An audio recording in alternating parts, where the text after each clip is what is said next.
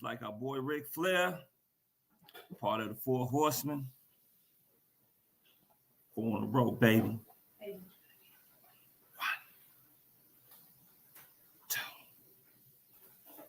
3, 4. 4 in a row. Shh. Don't tell nobody. That and more coming up on the Chicago Clubhouse podcast. Crook, hit it! You are now rocking with the Chicago Clubhouse podcast, where they think they know everything, but honestly, they don't know shit.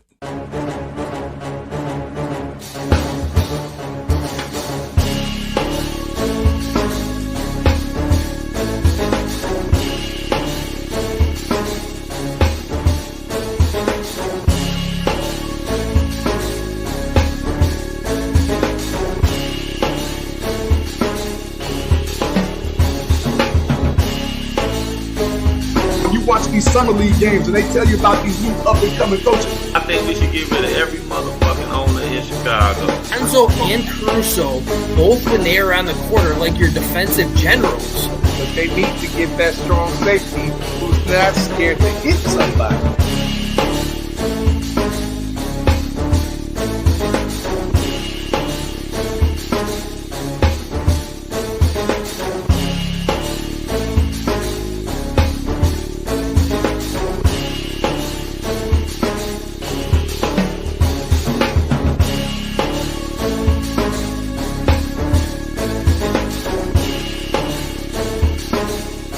They really don't know shit.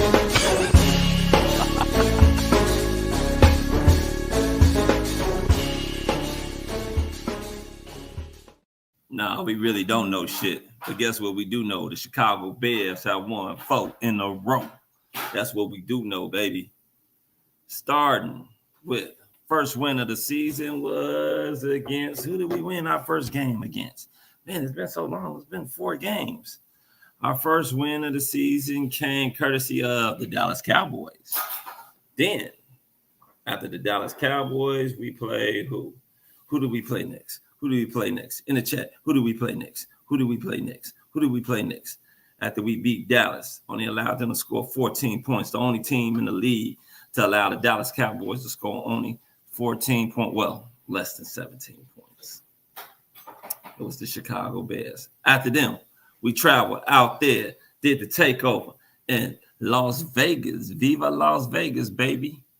Took over there, had them calling timeouts and everything in Las Vegas. Majority Bear crowd. A lot of people were getting kind of panicky after we went 0-2. They thought the season was over. They were ready to throw the season away. Oh, Detroit put a 50 burgers on us. Now you look up. After beating Dallas, after beating Las Vegas, now we 2-2. I said, hey, buckle up. Bears can go on a little streak. Then the revenge game over there in Washington. Jaden Daniels and them boys. Revenge for the Chicago Bears. Some people say, oh, we got lucky. We blocked the field goal. Well, look. They got assistance from the refs. You don't think it was luck last year when the man threw up a Hail Mary and it got caught? So let's see. What is more likely to happen? Throwing a Hail Mary and it getting caught or blocking a field goal? I think blocking a field goal is more likely to happen than catching a Hail Mary.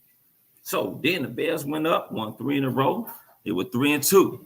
Coming up, big game at home against the New Orleans. You heard me? Them Saints, home of no limit, home of cash money. Cash my ass. We got in it. Bears hold it down. Didn't have the best offensive game. Lord knows here come them phantom calls again. Roughing the passer. Somehow, Coastal Loveland gets called for another offensive pass interference, which was complete bull. But we won that. Won that game as well. DeAndre Swift, 2 games back-to-back, over 100 yards rushing. Defense, 2 games back-to-back, shutting down the run. We looking good. Still cautiously optimistic. But we're going to be talking about that and more coming up. So that's my little intro, my little spiel that I had to say. So enough of my talking. Welcome to the Chicago Clubhouse podcast, where we think we know everything, but we don't know shit. So it's time to get this damn game on. It's time to get this show on. First up, bringing in the Dream Team. My man that knows all the stats from the 80s, the 90s, and the 2000s. We're going to see how you really feel right now. My boy, JB. Anytime now. Is JB here? JB? I'm about to say, I'm here. I can't bring myself in. Bueller.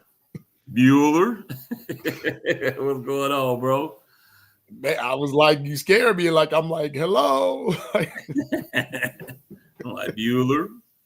Man, what's going on, though? What's going on, man? We are fishing. We're streaking. We are streaking.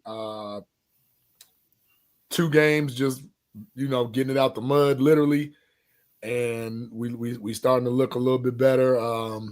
Defensively, I don't know. They have woken. They literally woke up. Running game has woke up. Whether it's against the top of the Little Sisters of the Poor, you got to start somewhere. So I am very happy to see that is happening. I do have a concern. I'll save that for when everybody else gets on. But way to persevere. I know you say it a lot. This team would have given that game up last year, or once they got threatened and they were coming back, it would have, they would have imploded. They would have imploded, right? But I'm a happy Bears fan this week. Happy Bears fan. Oh man, my internet was jacked up. I don't even know what you said, but anyway. It started circling. I said, "Oh shit!" No, I said this week I'm a happy Bears fan. Oh, praise him! Look, I even went out and got some new Bear gear. I said, I like that, man. That's dope, man. Yeah, I know, right? I have to go order me a hat. Oh, yeah. So, without further ado, we're gonna bring in the next member of the Dream Team, the man, the myth, the legend, the Tank. We call him Frank. Frank, the Tank. What's up, guys? How we doing? This 4-game win streak. How we doing? Man, I feel a lot better. I feel my spirits up high. My Mondays be better. It seems like there's less crime around the city. It's crazy how that happens right there. When the Bears win, there's less crime in the city. People just don't hate each other when the Bears win. It's insane. Man. But no, and I'm with what JB was saying. Like, I mean, obviously, we don't like where Caleb was this past game. I mean, he struggled.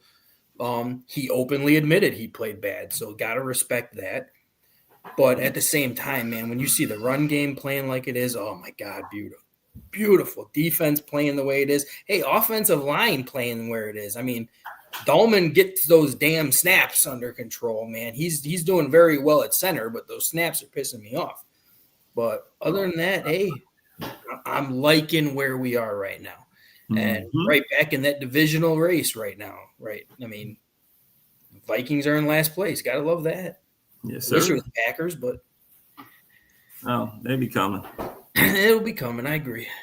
And I will say this. I love if anybody – I always like to just go on and I guess I'll just say it, troll Packers pages. There's so many people out there who actually are calling for LaFleur to get fired.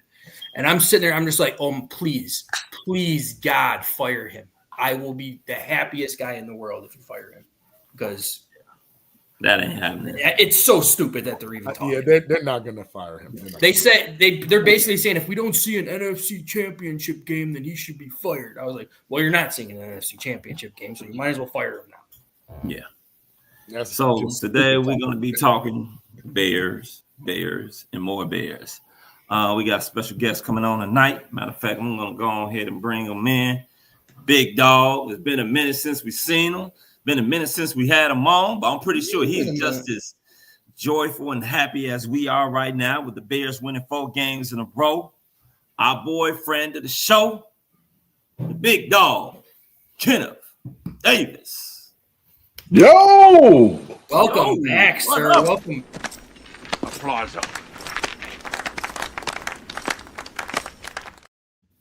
What is going on? What is going on, guys? Been a while, man.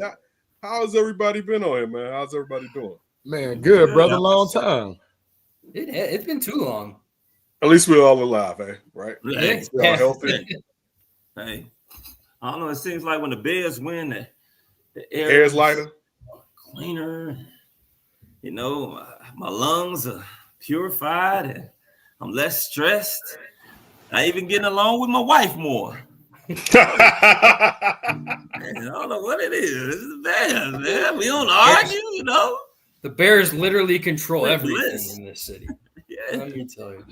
Yeah. So how you Wait, been? how long? So wait, how long have you been married? Because the first time I seen you in person, I think y'all was engaged. Yeah, like about 4 years ago. Actually, we just got married like this May. Yeah, you just got engaged when I seen you. Something like for my niece or something. I seen you up there. Or whatever. I think my daughters are like in the same dance team or whatever. Okay. Yeah. What's going on, JB?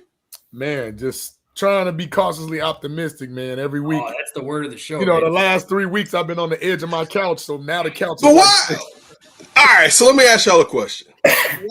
Why when I say why cautiously, I understand why you would be cautious because we're Chicago fans, and you should always, and we in Chicago, so you always got to have caution ready to go just to cover your backside, even though it's not like that. But point why I'm bringing it up, I think we all still know there's going to still be some ups and downs. Yeah. But it looks like it's not built on bullshit right now.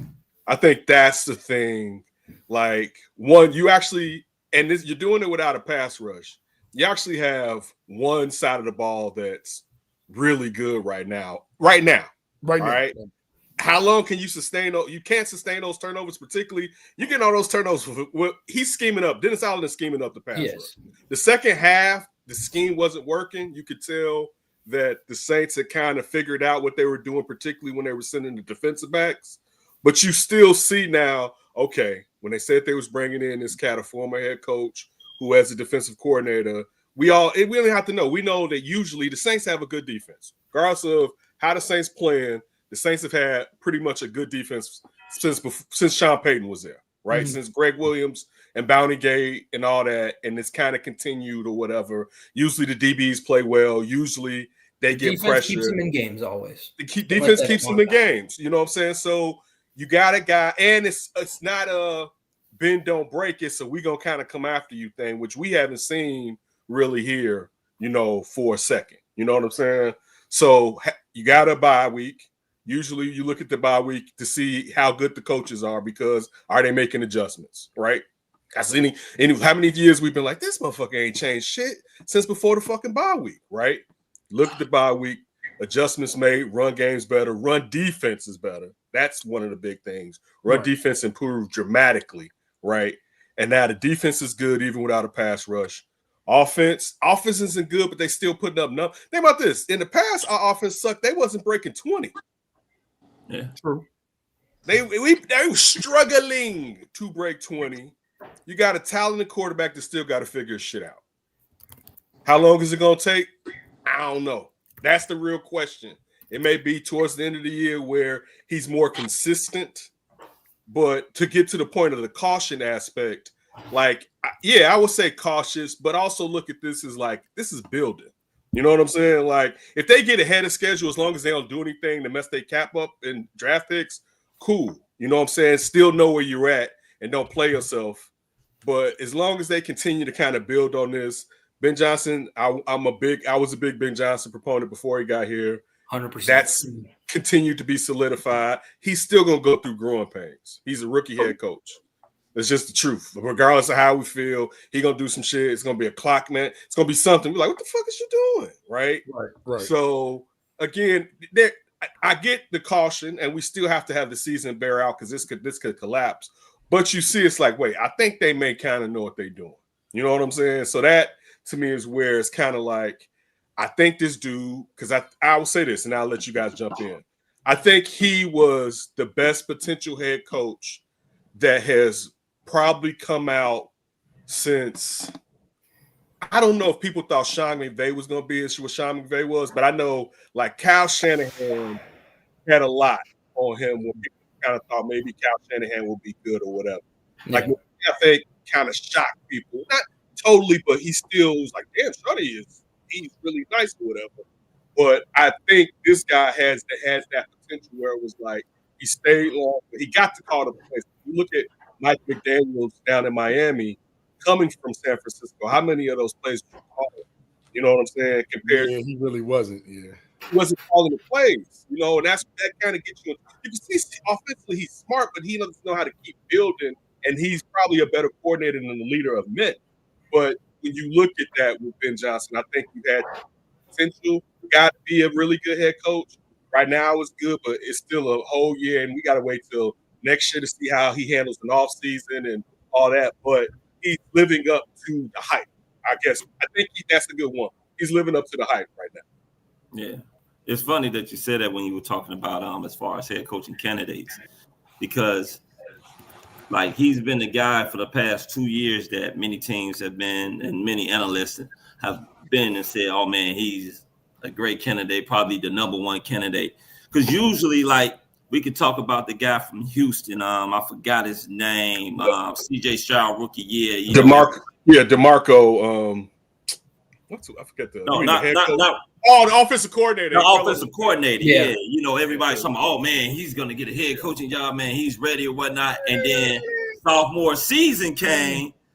CJ ain't look good. Offense looked like trash, and now you don't even hear about him having any opportunity as far as when it comes down to becoming a head coach in the NFL.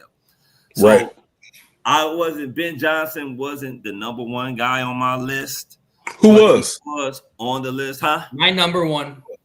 My number one was Brian Flores. I'm not mad at that. I mean, because I wanted an offensive guy and then I don't, and I'm not saying he wasn't right. Clearly, Brian Flores was right about Miami not taking Tua. You know what I'm saying? Like, because that was the problem with him and Tua. He was like, "Don't you bring this little mug up in here, whatever." Like, clearly, he was right. And he was in my top 3. Brian Flores is in my top 3. I still think it's gonna be hard for him to get a job with the lawsuit. Yeah. You know what I'm saying? So, and again, like I'm be honest with you. Now, I hope the brother get a job, right? Defensively, he's one of the best defensive minds in football. And he remember what he was doing with them without a pass rush with the Vikings 2 years ago. They didn't have nothing, and he was dialing it up. Right. And that's when you know how cold somebody is or whatever, and not getting beat on the back end while you're dialing it up. Right. Because anybody can sit in the kitchen sink and, oh, shit. You know what I'm saying? So anybody can do that. But I still think having a guy that when we're talking about, because here, they might as well hear it's always a problem. We always worried about the offensive coordinator, which to me is stupid. Because like, well, if we get a good offensive coordinator, he going to leave. Well, it's just like, I never want any bad looking women in my life because it's like, that's not the way you got to live your life. You got to, love him and leave him. If you get a good offensive coordinator and he leave, hopefully that bleeds through and you can learn from that. Maybe get another one or the person behind him or the head coach knows more about offense and things like that. You want to have, like, even with y'all, like, let's just say somebody goes on, right? But if what he gave the show, hopefully it helped y'all, and what y'all gave him, hopefully it helps him. You know what I'm saying? So for sure. but still, I feel like it would have been a problem because people still would have been mad him being one a brother. And if the offense wasn't working right with the temperature right now, it'd be like this month. Here we go again, where it's an offensive guy who fixed Jared Goff, right? Yeah. Like Sean McVay said, "Get your ass out of here." Right.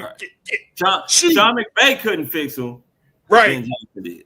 Ben Johnson fixed him. So I feel like, to me, that's why I wanted Ben Johnson. A lot of cats I know in the league was like, he ain't coming. He's gonna go to Vegas. And I'm like, I think the Bears make sense. And I think, and again, this is just my opinion, I think he was waiting for that Bears job. I think he wanted it last year, and he didn't get it. I do too. He could have had the job in Washington last year as well, because he could have. He could have had he didn't even interview for the Carolina or the Jacksonville job last year too. He told him, hold that. You can keep that shit, right? Yeah.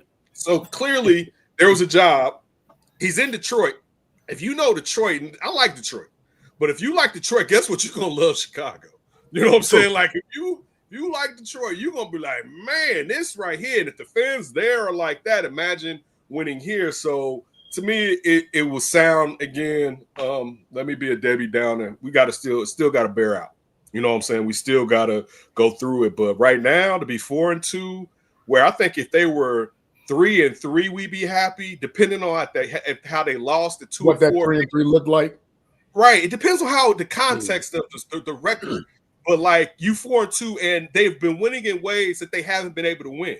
They haven't been able to win in the fourth quarter. Yeah, like in the past. That's what we've been saying too. Like their fourth quarters are just. I mean, it's incredible how well that they're playing and how well Caleb is playing in the fourth. I was about to say in the past, love him till his death. I'm never gonna diss him like I know some cats will. Justin couldn't do that. No, I'm just saying. I'm always gonna love Justin. No. I'm talking about what Keith Sperry just put down about we should be 5-1. Like let's go. In there. That's a lot of 1 point. There's 2 1-point victories. Keith, I will tell you one thing. There's a block punt in that damn. I will say one thing, Keith, is I do have a little one who's turning into a big Bear fan after watching this team now lately. Go ahead. Good. Is that Logan? That's Logan. He asked if he could come on and do his bear down thing again. I said, absolutely, you can. Well, we got one more member that wants to come on in. He better not have that damn suit on. That live in the South, but he's from Chicago. Mr. Chicago.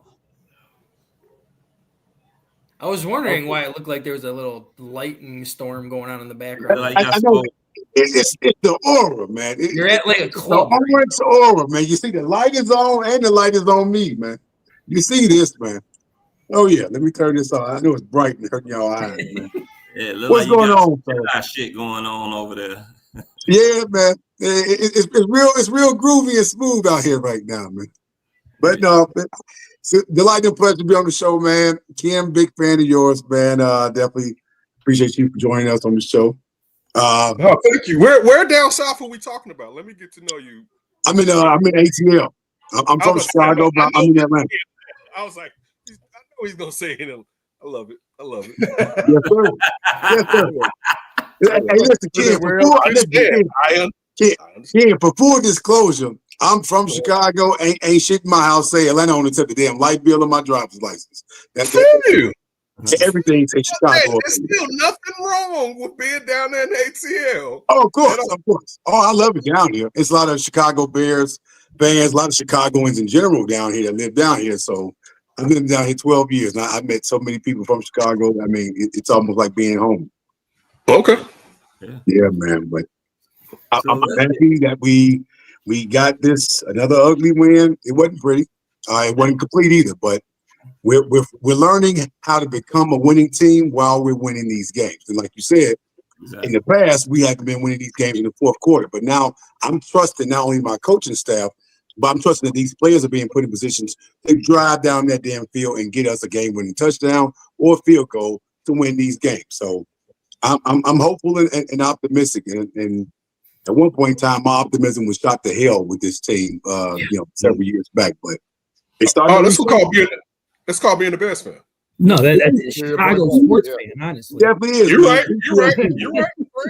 Yeah, you end up having some type of close to being seizure or a mild heart attack or something like that.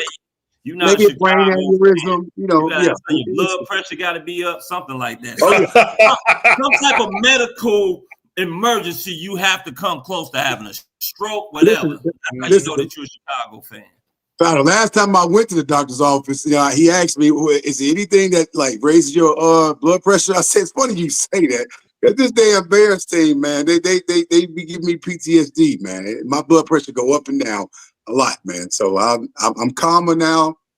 We're on a 4-game winning streak, which we haven't done since 2018. Well, let's get into that game. Matter of fact, let me ask you, gentlemen, now. We all been on here talking about being cautiously optimistic. What is it that is going to take for us to stop being cautiously optimistic? What do we need? What do you guys would like to see more? Is it improvement from a QB? It's Is Caleb. it better the player? It's Play too calling. It's So too, I'm going ahead kick it to you, Kenneth. You the guest. So go Caleb, ahead. I'll say this.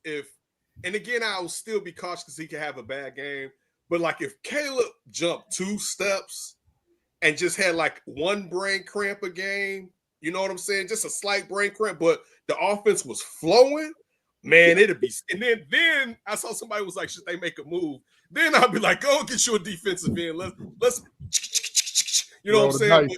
But, yeah, let's play now. But you can't play like with your future and give something up when you probably aren't going to do anything this year where there's still problems with the quarterback. And I don't mean it like, man, it's messed up. He ain't going to be shit. That's not what I'm saying.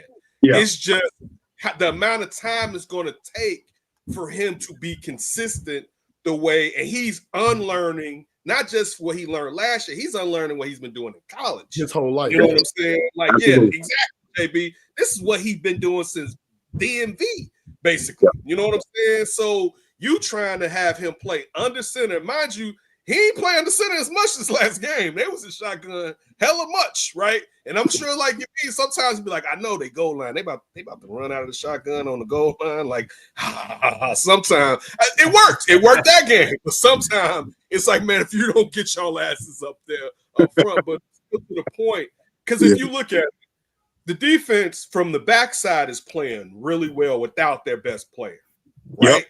Yep. Like, they're playing.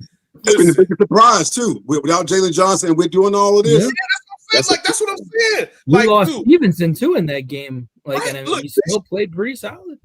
Nashawn Wright has played well. Tyreek Stevenson has stepped up compared to him being a knucklehead. Has shown like I'm way better than that. What do they always say? Even though we know he was a 2, it was always like, who gonna be the 2? And it's like, it's Tyreek. Stop even saying that or whatever. Yeah. Because Terrell Smith hasn't stepped up, and then he got hurt this year. But then you look at Kevin Byard, and it was like, yeah, he still got a little something in the tank. Shuddy is killing. Old man is killing. JB are all pro right now, man. Briscoe was supposed to not even be right, and I mean physically. The fear of he said he had to relearn things mentally right? too. Hopefully I heard he as stays well. healthy. That's what I'm saying.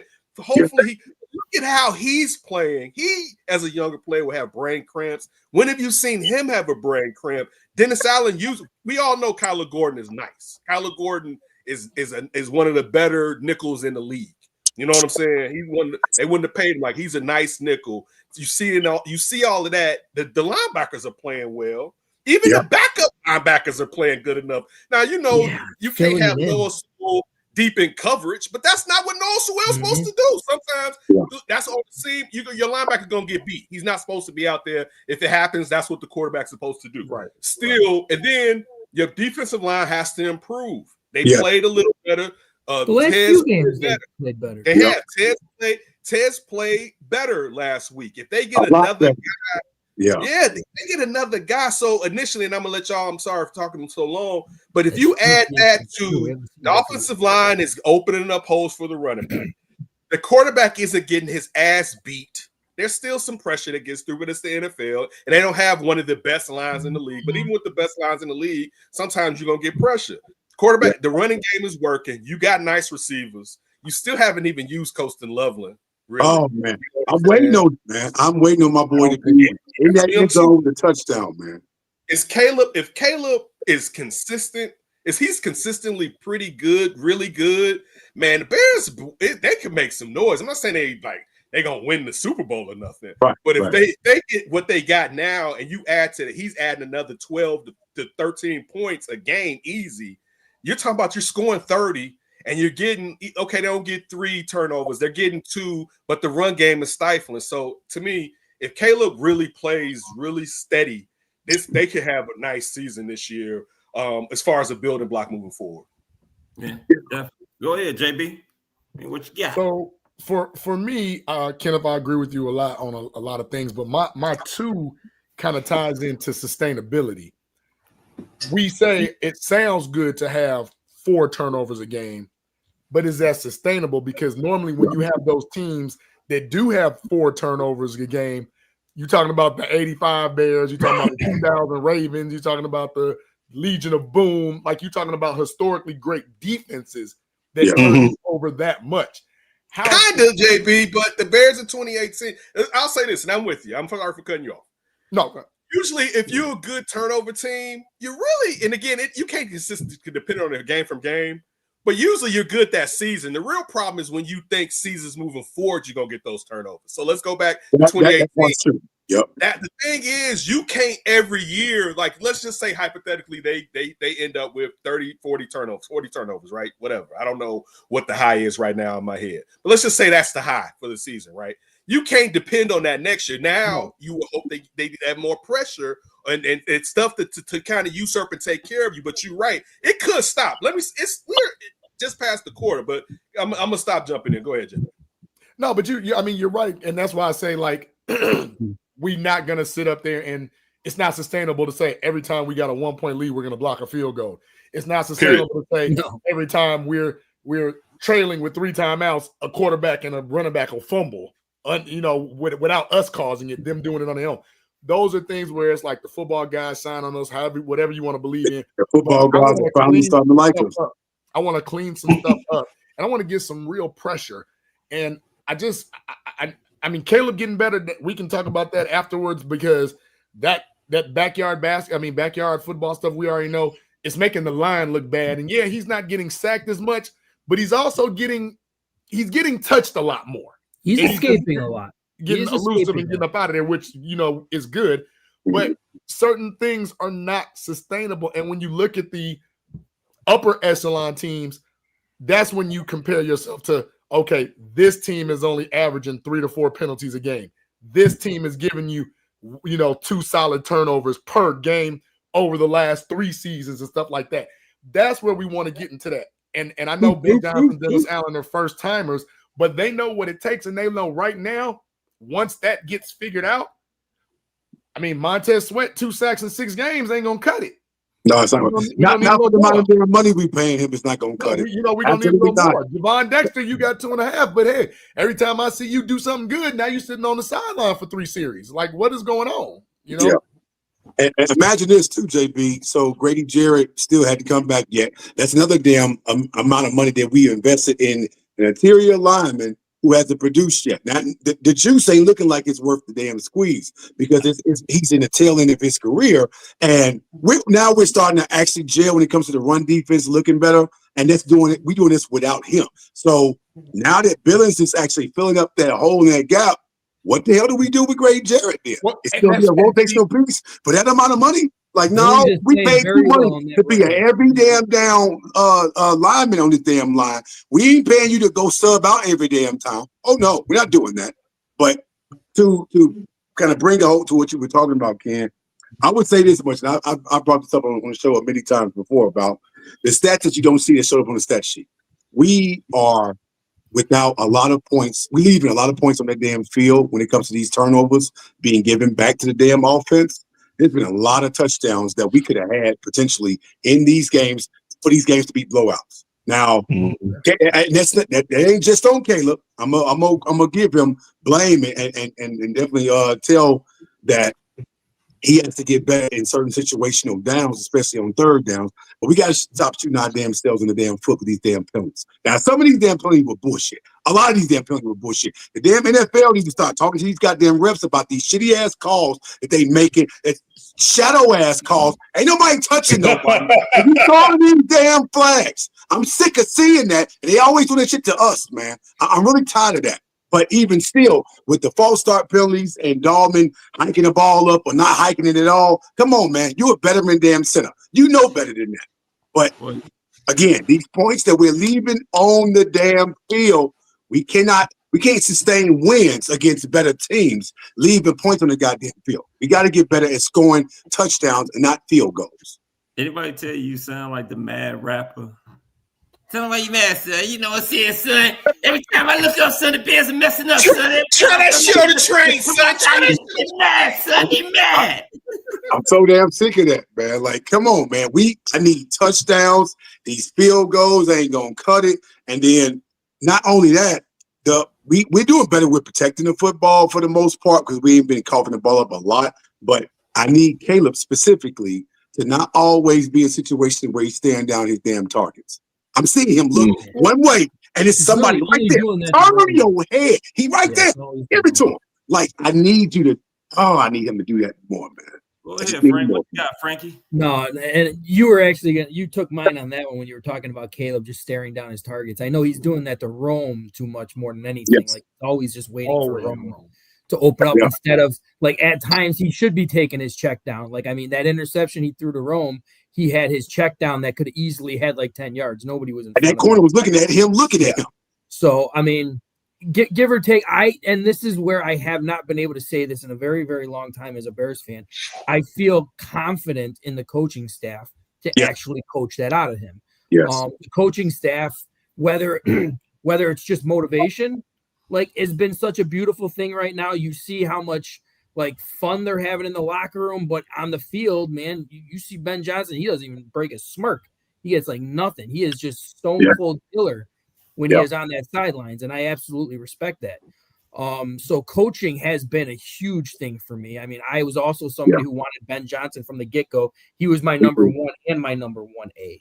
Like, I wanted us to do anything possible to get him, and it was mainly because of where we're seeing our offensive go right now. I mean, what is this now?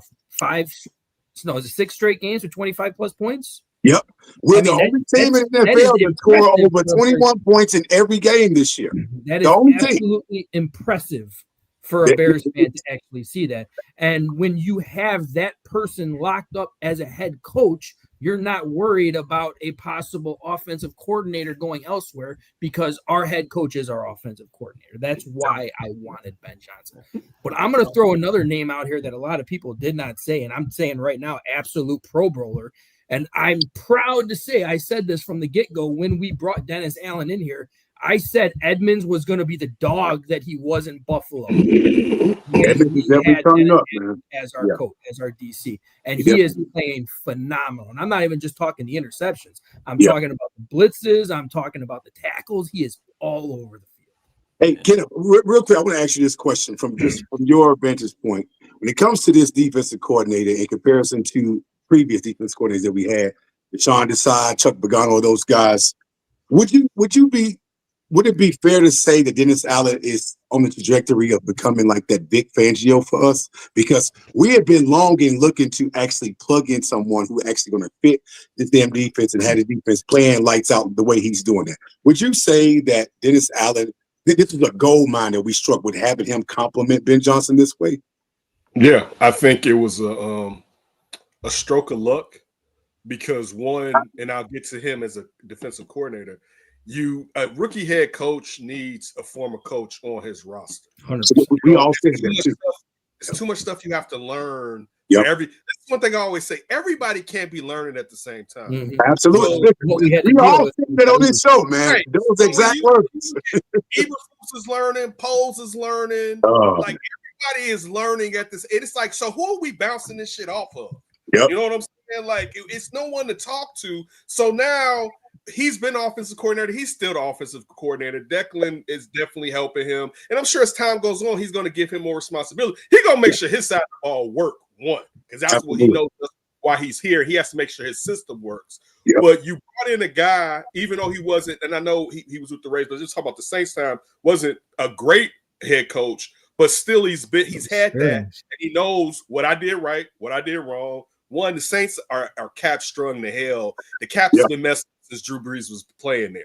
You know what I'm saying? Like, they don't want to. They need to just tear it down and just rebuild it because they keep trying to nitpick piecemeal.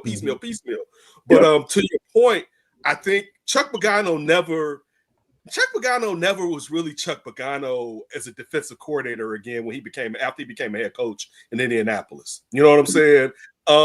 Matt Eberflus is actually good defensive coordinator. You know, because if you look at it in Dallas, you don't think he is. But Cowboy fans ain't saying that shit. Well, they did trade their only good player. He thought he was going to have Michael Parsons every exactly. Down. He was banking on that. He was solely banking on that. Who wouldn't? Who thought like if I'm coming, they would trade one of the best defenders in the league. When you think of they got, and again, the offense is always popping, whatever. But you would think they'd be like, yeah, maybe we don't need another top flight receiver. We can sign Micah. And it's just so I know their defense sucks now, but if you think how different it would look if they had Micah Parsons, but still, we saw when he relegated himself to being defensive coordinator here, he was actually a good defensive coordinator. I'm not saying he's great. I'm just saying he's a good defensive coordinator. Dennis Allen, to me, is much more in the vein, and their coaching styles are different, or their philosophies, I should say. And Vic Fangio are different. He's different from a lot of Bears defensive coordinators, because Bears defensive coordinators usually do not like to send pressure. They will when they can. That's why I was going with that, because Eberflus, he wasn't no pressure kind of guy. Shit didn't work. It didn't work. Didn't, but look, all of them. This is the thing, Chicago. All of them send blitzes when that damn line don't get there. They start the year off and it's like after a while, get there with 4. I like to get there with 4. And then when the 4 don't get there, what did Eberflus start doing? All right, first we're gonna send the mug, then the mug gonna back off. Then we're gonna send the mug, then the linebacker gonna shoot at they got. Like we see it all the time. And then it's Allen come with, I'm gonna send the heat regardless. I'm gonna send it. I love when with Brisket and Gordon, they coming, man. Brisket and Gordon. Every offense honest. Like I was gonna say before, and I said this earlier, the difference is when I did this, how he protects the backside, and then you look at Kevin Byard and how he stepped up and is roaming the middle to where, because that's where guys that like to send the blitz, they get their ass beat, particularly in this passing league. Like if you a blitz heavy guy, you gotta it's like you can see Spags can do it with Kansas City, but most guys can't live in that. We talked about Brian Flores, right? Brian Flores can pull it off, but most guys, if they have to blitz, they don't like to blitz because they don't know how to make sure the backside is covered, and that's where he is. Or they don't have the right personnel to do that. Yeah, true. That's a lot of it too. But also, okay, I'll say this. I'll step out. Part of the reason they don't have the right personnel is because they don't play for that. So I'm not going to have DBs. A lot of these guys have DBs that they prefer to play in the zone than to really man up. You know what I'm saying? Like because they're not man-to-man coverage kind of corner. It's not easy with how fast these receivers are. But I'll stop back, JB. You was about to say something. Because when you talk about scheme and fit, when you had those, let's say, I won't even go as far back as like 85, but even when you had like Dick Geron's defense and you had Track the Trailer and guys, and then Adewale, Brown, you had Julius Pepper, like you always had like that one dominant dog that would get you 10 plus sacks, and then you always had like an adequate D tackle that was either gonna clog the middle up, or at least he would then attract a lot of attention or double team to help them. Damn. Or you always had the linebackers that could kind of mask that. This team is the opposite. It's like you have the back end, right, where you don't need the pressure as much. But then when you look at it, you don't have the premier pass rusher, so you almost have to get creative with your blitzes. And Dennis Allen has recognized that, even to the tune of when he's brought his own former players from the Saints to the team, and it's like, this ain't working. Go ahead and beat it. And then that's when you say, well, how does a Dominic Robinson get a sack out of nowhere? How does Jaquan Brisker, like, let's get him and Kyler sacks and stuff. So you're creative, but after a while, that too is not going to be sustainable, because now it's like, I know where he's coming, and even if he back out Robert, I see this. Bam, you're gonna give me one-on-one on the outside, check quick, top receivers, top quarterbacks gonna burn that all day. Yep. That's where I'm getting more to the, yes, it looks good now, but when you start playing the elite teams, how was that going? Here's the thing about that, JB. So what a difference having these players made on the field, because most of them were hurt during a time that we couldn't really get a lot of pressure on the damn quarterback. So once Gordon and Edwards was in there, we saw him having blitz packages that consisted of Gordon coming from the side, Brisker coming from the side. Sometimes it was like one at a time, and then sometimes he was sending them both at the same damn time, knowing what personnel he was up against, especially in that Saints game. He was able to get pressure on them corner routes coming in from the blind side. So I do think that Dennis Allen is smart enough and experienced enough to even do some of this stuff, even against the damn elite teams or the better teams, where he's going to be able to create some kind of havoc, blitzing the goddamn guys and have not safeties come from the blind side to hit the damn quarterbacks. But what we're saying is that's usually like if you playing spades, that's like I got a joker card. You can't play that all the time. Not all the time, but I mean in situations you can. But that's why I'm saying if Montez Sweat was Montez Sweat when we first got him with the 12.5 sacks plus, now, I don't know where this is coming from or who I got to wait on because I got to worry about him.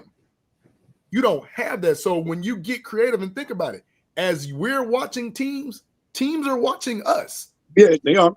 So the corner blitzes and all that, like Ken said, eventually that all-out zero blitz is going to get you caught. Yeah. Well, one thing too that a lot of people aren't discussing, he blitzed Brisker 6 times in that game, and 2 penalties, 6 times, and one of them exploded for a 60-yard gain. I mean, they did catch on one of them. That was the one right before the half that they. That was the one a lot they caught on Larry Stevenson, right? Because we got that was on Stevenson. Now to that point, Frank, we on offense should have burned the clock a lot more to not even give him an opportunity to get that damn ball down the field. And Ben Johnson took running for them. We didn't run the clock down before the half for them to even get that damn 58-yard pass down the field. We should have burned way more clock because they had no more timeouts left. But yeah, I don't feel we have an offense comfortable enough to say that we can burn clock in order to avoid. No. We can definitely do that. We can definitely. No, I mean, our defense played absolutely pure dominance for that first half. Clock management shouldn't have mattered. And then we reverted back to going to zone blitz. I mean, zone coverage, and I didn't like that. But we started giving up too much damn over the middle shit. I was like, come on, man, get that blitzing going again. Don't give him no damn space and opportunity to catch no damn pass and get no damn yards after the catch because he started to do that in the second half. And I'm like, here we go. Don't do this now. So now we've been talking about the defense and what's been going on as far as Dennis Allen. I think it was very smart. One thing that we don't see from a lot of Chicago head coaches, because I don't know if you remember, Ken, we used to always say that Chicago always goes the cheap route when it comes down to getting coaches. They always tend to get coaches their first opportunity here instead of getting a veteran coach. I mean, the first veteran coach we had was what was your boy JB? John Fox. John Fox. And we gave him Mitch before John Fox, I can't even remember the last veteran head coach the Chicago Bears actually put into place to be the head coach of the Chicago Bears. So what I'm saying is I think that it was a great job by Ben Johnson to bring aboard the coaching staff that he brung in. He brung in a Super Bowl winning coach and Dennis Allen. He brung in a guy in Al Harris that has been, recognized around the league as one of the best DB coaches. He brung in a fiery guy, a hometown guy, and Antoine Randall to get the wide receivers right, and also made him assistant head coach. He set up there and he decided, you know what, to keep some type of continuity from last year, let me go ahead and keep Richard Hightower on as the special teams coach. Don't forget about Eric Bieniemy. Don't forget about Eric B, man. He brung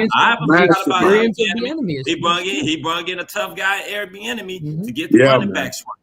You know what I'm saying? A no-nonsense type of guy, sort of like himself. He's just probably not as verbal as Eric Bieniemy is, but he's like that silent assassin. It's like, man, not to look at him because he already gonna let you know, hey, I'm gonna kick your ass. Let you know he's that killer Santa Claus. I ain't gonna say it.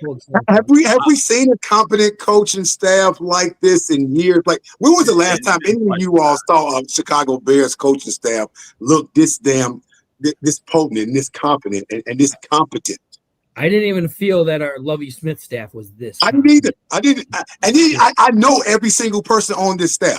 I didn't know every single person on Lovie's staff. Yeah, that's true. That's true. But anyway, I want to go back. One of the biggest problems that we having is, like you guys said, the quarterback position.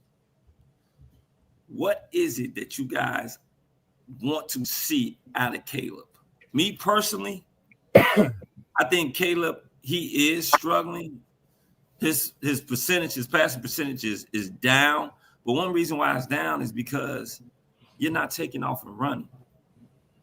You have lanes to run. You have the athletic ability, because I'm pretty sure that all of us at some point in that game, in that Saints game, was like, run the damn ball. They're giving you the lane, run the damn ball. Keep the drive alive. You live on to see another play. Yep. Don't It's sit the up first there time we didn't and see him wrong. throw some crazy. I'm rolling to my left and I'm cocking my arm back like this and trying to throw the force feed the ball to Roman Doomsday. And my second question to you guys also. Is it Ben Johnson or is it Caleb Williams? Because right now we have two offensive guys that we invested in the draft. Luther Burden, who I'm on saying it's time for Luther to start. It's time for Luther to start. I call him Luther. I don't call him Luther. I call him Luther. Luther to start. Big Luther. When the curl just wasn't. Yeah. Not little Luther, big Luther. Yeah. It's time for Luther to start. And you also got Colston Loveland. I heard an interesting stat today. Tyler Warren is on pace to have about 90 receptions and 90 receptions and over 1,000 yards. While Colston Loveland and Cole Kmet combined are on pace for 50 receptions and like 600 yards. Please tell me, who is it? Is it Ben Johnson or is it Caleb Williams? Which one of them are causing this? Because we spent a first rounder and a second rounder on these guys, and they're not being targeted. It's both, but it's more Caleb. It's both, but it's because you got to think. I agree with that. It's both, but it's and then I'll say this too. Colston, so let me say this. I was a Ty Warren guy, all right? And I was like, look, he know what he need. Me, give me the monster. I'll figure him out. And I'll make him do some of the stuff that the Sam Laporta-esque guy can do. But you want more of the Sam Laporta guy? All right. But me, I was like waiting for, I knew they wasn't because we all knew Colston was going to be the guy if they remain there. But I was a Ty Warren guy for watching him with Drew Aller at Penn State. But to answer the question, then I'll say this about Luther. One, you don't want to give up, just give someone a position, right? Like you do need more plays, but then we don't know if he's in, if Caleb is seeing him. We've already said he's recklessly eyeballing Rome. And it was another, let's not forget, he also upped that left side when Rome was double covered and he was scrambling. It looked like he was going to throw it away, almost gave another interception. Reckless eyeballing Rome. So we don't know who he's not looking, who's open sometimes, unless we're watching the all 22 that he's not looking at. So that, and then I'll say this too. It takes that all of us are old enough to know, and I know because college teams play pro style and spread.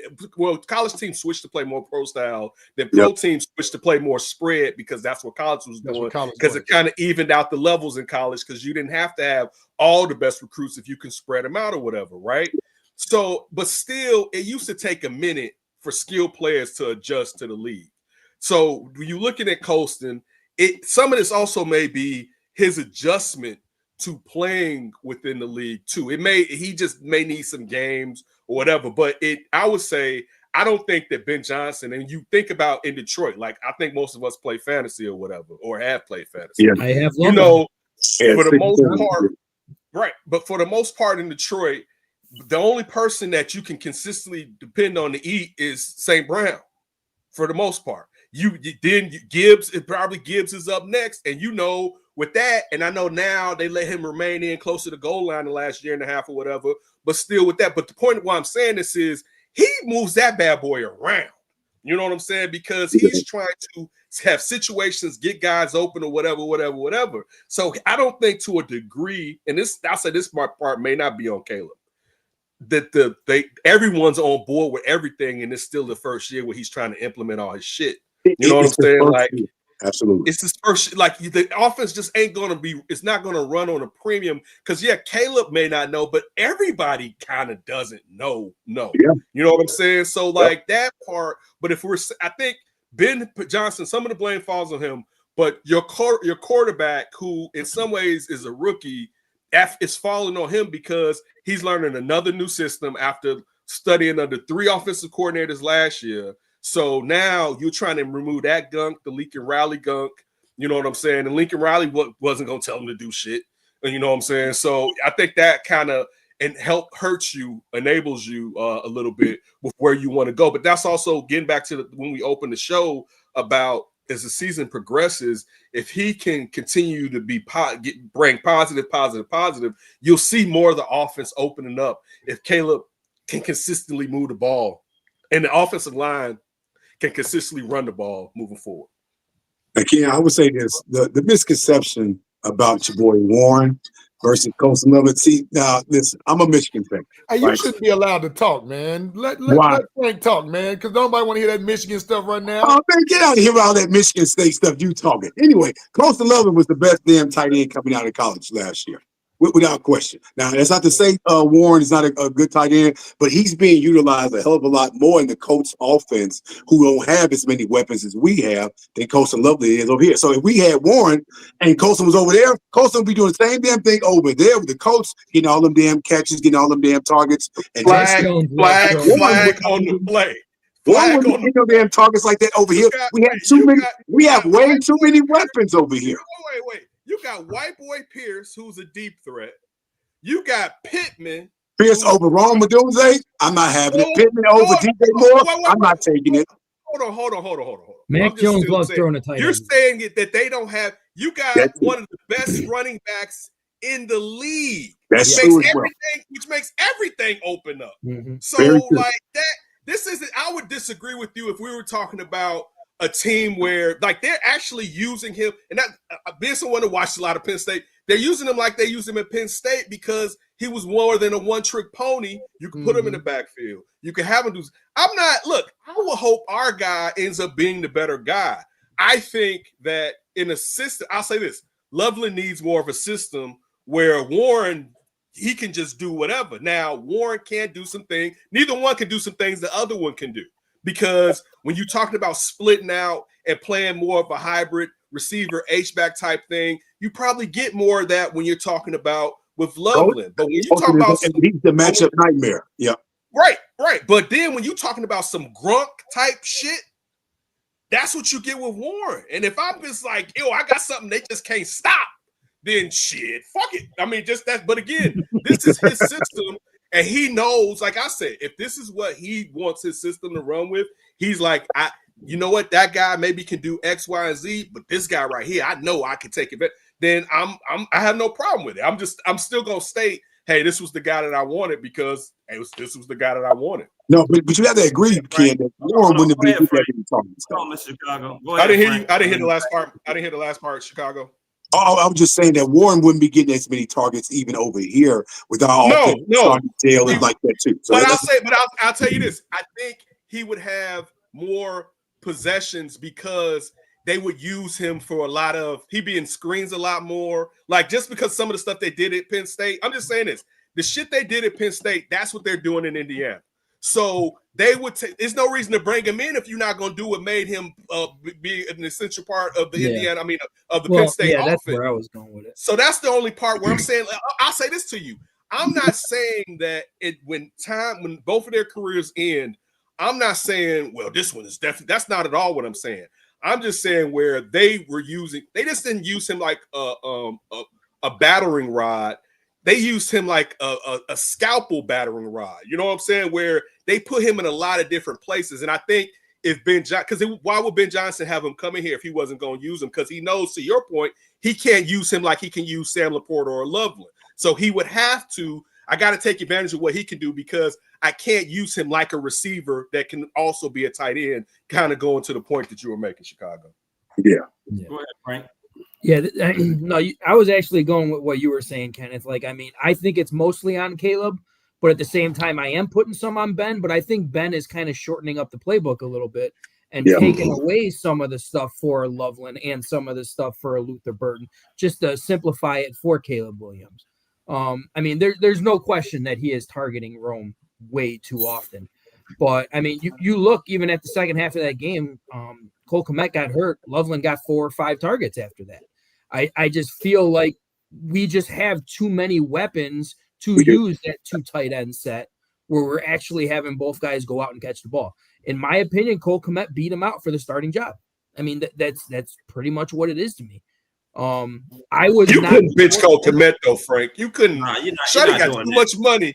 He got too much money. But I mean, it could also be. No, this isn't a Notre Dame thing. They It's both more block the it fact well, that though, Frank. even if you're playing him right now, maybe you're playing him to try to use him for a trade offer down in maybe next year or something like that. You want to use him more than for Loveland. But in my opinion, I just feel like the playbook has shortened and they took they took plays away from Loveland. They took plays away from Luther. And I mean, look, we're still trying to tell him to throw DJ the freaking ball more. Like, I mean, it's just he's throwing the ball to Rome way too much. The offense is moving better with the running game, and Cole Kmet and both Loveland are blocking well. They're blocking really well. Go ahead, JB. Go ahead. I'm gonna go on the other side, guys. Kenneth, I've been saying this. Drafting Colston Loveland was a mistake. You didn't need him. You had Cole Kmet. You just paid Cole Kmet like a year or two ago. There was no reason to draft him at that position when you need offensive line help, you need defensive line help, you need a damn running back. Let's not act like Swift has been killing all year. And it's been proven up until these seasons because not only is Shorty not on the field, he got 8 catches and he got four or 5 penalties on the year. So when he does get on the field, hell, he might catch some, he might get you a penalty or not. He got 2 PIs already. He's not fluid in this system. Then you have a quarterback. That's bullshit, but go ahead.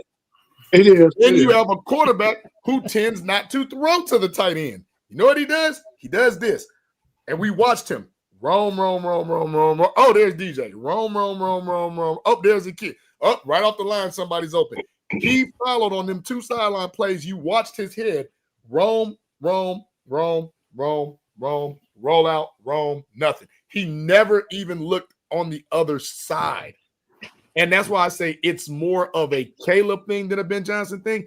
But at that given point in time, if this kid is wide receiver passing heavy, which we're fine with, because guess what? That's what you're supposed to do. You're supposed to throw to the wide receivers, right? We love when you throw to the wide receivers. But you didn't need to bring in a tight end over 3 other positions that we needed. So far, the Colston Loveland experiment, whether you like him, love him or not, right now, 6 games in, not a good one. Well, I mean, I agree with you, JB. Go ahead. And I'm a Michigan guy. I don't think the need for tight end was there, but you can tell already those first 2 picks was Ben Johnson. Ben Johnson wanted who he wanted, and he chose that. I see a lot of people in the comments going at Paul. They was gonna get a running back though. They wanted a running back in the second. We didn't trade up for a running back. And I was pissed about that. We should trade up for some other running back. Somebody got to dance with you. Somebody got to dance with you to make a trade. Right, this ain't mad. You can't make the trade. Yeah, you can't make the trade. And both teams that sit up there and that drafted the running backs from Ohio State, and they weren't moving off of. And those teams knew. But you make an offer. I mean, at least try. But those teams also knew I got to get these players before the Bears get there. Like everyone knew. Like Ben Johnson is the Bears head coach. What the fuck do you think he's gonna draft? He's gonna get that running. What does he like to do? He likes thunder and lightning, right? You know that's what he likes. The Bears nobody thought the Bears had that. People were out on DeAndre Swift. DeAndre Swift was let go by Detroit. So of course you like they gonna get a running back. So if nobody's gonna be like, man, we're gonna let them just get the running back. I'll say this. Shout out to Bellissimo and Bullets. They said what's up. I want to say what's up to them. All right. Look, and I'm a huge Rome and Doomsday proponent, right? And not to say he doesn't drop balls, and I think he will get better. They didn't need to draft about the body catchers. They didn't need to draft Rome last year to go with That's your true point. too, yeah. Like so, and then this year, dog, y'all have always needed a left tackle. I would, even if you were like, I'll trade back or I'll just draft a few slots higher. I'm gonna get me one of these years. If you're gonna bring in a rookie quarterback and not protect his left side, like you still using whoever we can find to protect his blind side. Like somebody out there, can we find somebody? I would give a damn team Braxton Jones and throw in a damn draft pick just for you taking Braxton Jones. I wouldn't. I think Braxton Jones is where he should always have been. Braxton Jones should have always been a swing tackle in case somebody got hurt. That's who somebody who got a lot of reps, and you like for 2 games, this mug right here. If we can get away till so-and-so comes back, right? That's who, like, the fact that Poles gave him the job, always talk that shit about motherfuckers got to earn it. And it was like, Braxton, here you go, was always BS or whatever. Yeah. But to me, like, there's nothing. Think about what's the dude name that just Charles Leno. You remember how many people was like, man, fuck Charles Leno. I can't wait for Charles Leno. We've been out back over backwards to have Charles Leno the last few years. Went to Washington. He was trash. He was trash. But look, the thing is, only so many guys have a Joe Thomas, or like it's only so many guys have a Trent Williams. A lot of guys have guys that are straight, and we can get by because the guard is good. You know, we can kind of overcome the tight ends. We can chip. There's a lot of teams that don't have the number 1 left tackle, because if everyone had one, they wouldn't be paying them mugs what they paying mugs. Like you saw Ben Johnson benched him, so that the right was on the wall. No. I'm not saying. I said he shouldn't have been starting. No, listen. I'm no, saying, I don't think he should have been started either. You said trade him and send collateral with him. I'm saying he should have always been the swing tackle. He should always be, when someone gets hurt, he's a good. He should have been a depth piece. Yeah, he should have been a depth guy. Because what's Karan Magaji then? What's Karan? We don't even know if he could do jack shit. Yeah, he can't stay healthy. They got him listed as backup guard now. Right, like so. But guard now? Like, okay. We can't have. This is the thing. Everybody can't be home run hitters, but guys that can be serviceable, that you know can come in and do something. You need guys like that. You just can't, like, nobody's gonna have premier left tackle sitting on the bench. Like, I got a good one. You're gonna end up trading him because somebody's gonna be offering you an arm and a leg if you got one. But again, I'm not a fan of Braxton Jones as a starting NFL player for my team. I'm not. Me neither. But I think there's a value in the fact that he's played 4 seasons, going into his 4th season, and that, okay, I know if he gets full rush, oh shit. But still, if Darnell Wright gets hurt, we know this guy's had plenty of reps compared to Kareem Abigadaji. He hasn't played, and I'm going to throw him out there, and they just go whip his little ass. I know he's a big kid, but you get what I'm saying. And we did that before, and that didn't work. We had him out there against Minnesota, and he got blasted in that damn game. But you see what the new left tackle is doing. What a difference it makes to have him starting out there. Benedict doing a damn good job out there protecting Caleb's blind side out there. So I love what he's doing. But I don't think he's sustainable either, because if you really watch the game Sunday, you know who looked pretty good? Kelvin Banks Jr. Protecting Spencer Rattler, picked right before. What was it? That's actually where I was. Like, I saw him getting a lot of pressure, so I didn't see that. This is the thing, when we're talking about like Braxton Jones, in my opinion, I would have traded him for a 1-year maintenance of lower body equipment in the gym, because the guy skips leg day every single day. He gets bull rushed all the time. So I mean, but I do agree. Genetics, genetics. Sometimes you can't just be thick. That's why they get BBLs. Look like toothpicks. That's why they get BBLs, Frank. But why he's so big and he had no muscle definition. He's not strong, man. I do think he is a very serviceable swing tackle, though. I am not denying that whatsoever. Like, and I am perfectly fine with that. But I wanted to address Bellissimo, and we had a few people in the chat talking about this as well, as far as what we should have went at 10. We should have went with a left tackle. I agree with you guys, but in my opinion, the board that Poles had was similar to the board that I had. Every left tackle that they wanted was gone. I said Kelvin Banks. Did I not say the last one that they would have picked, and he went the pick right before that. Maybe. Did I not say Kelvin Banks was the guy? Yeah, even if you're going back to the second round where we said we wanted to get a running back, I don't think anybody expected Luther Burden to be there. I mean, Luther Burden, in my opinion, I mean, he is going to be a great wide receiver. But when it comes to how's Josh Simmons? I was just about to say that. How's Josh Simmons working in Kansas City right now? I said Kelvin Banks. I said Banks. Oh no, the thing about Josh Simmons is, JB, you've been one that's been advocating for this for the longest. I don't understand here. Huh? Everybody looks good in KC. Simmons went to KC. No, everybody does not look good in KC. That's why Pat been getting smashed. One thing I want to sit up there and say, JB, you've been an advocate for checking this. Those Super Bowl about the Chicago Bears going out and drafting guys that were hurt. And they've done that for him. Now, Yeah, if they we do would that have a sat lot. up there and did that, I know you. You my brother. I know you. You would have came on here. You would have blasted Poe's ass from here to the goddamn moon. Some bitch would have went past the moon, go to fucking They did Saturn. it with Loveland, so he did it anyway. Rain is Neptune, huh?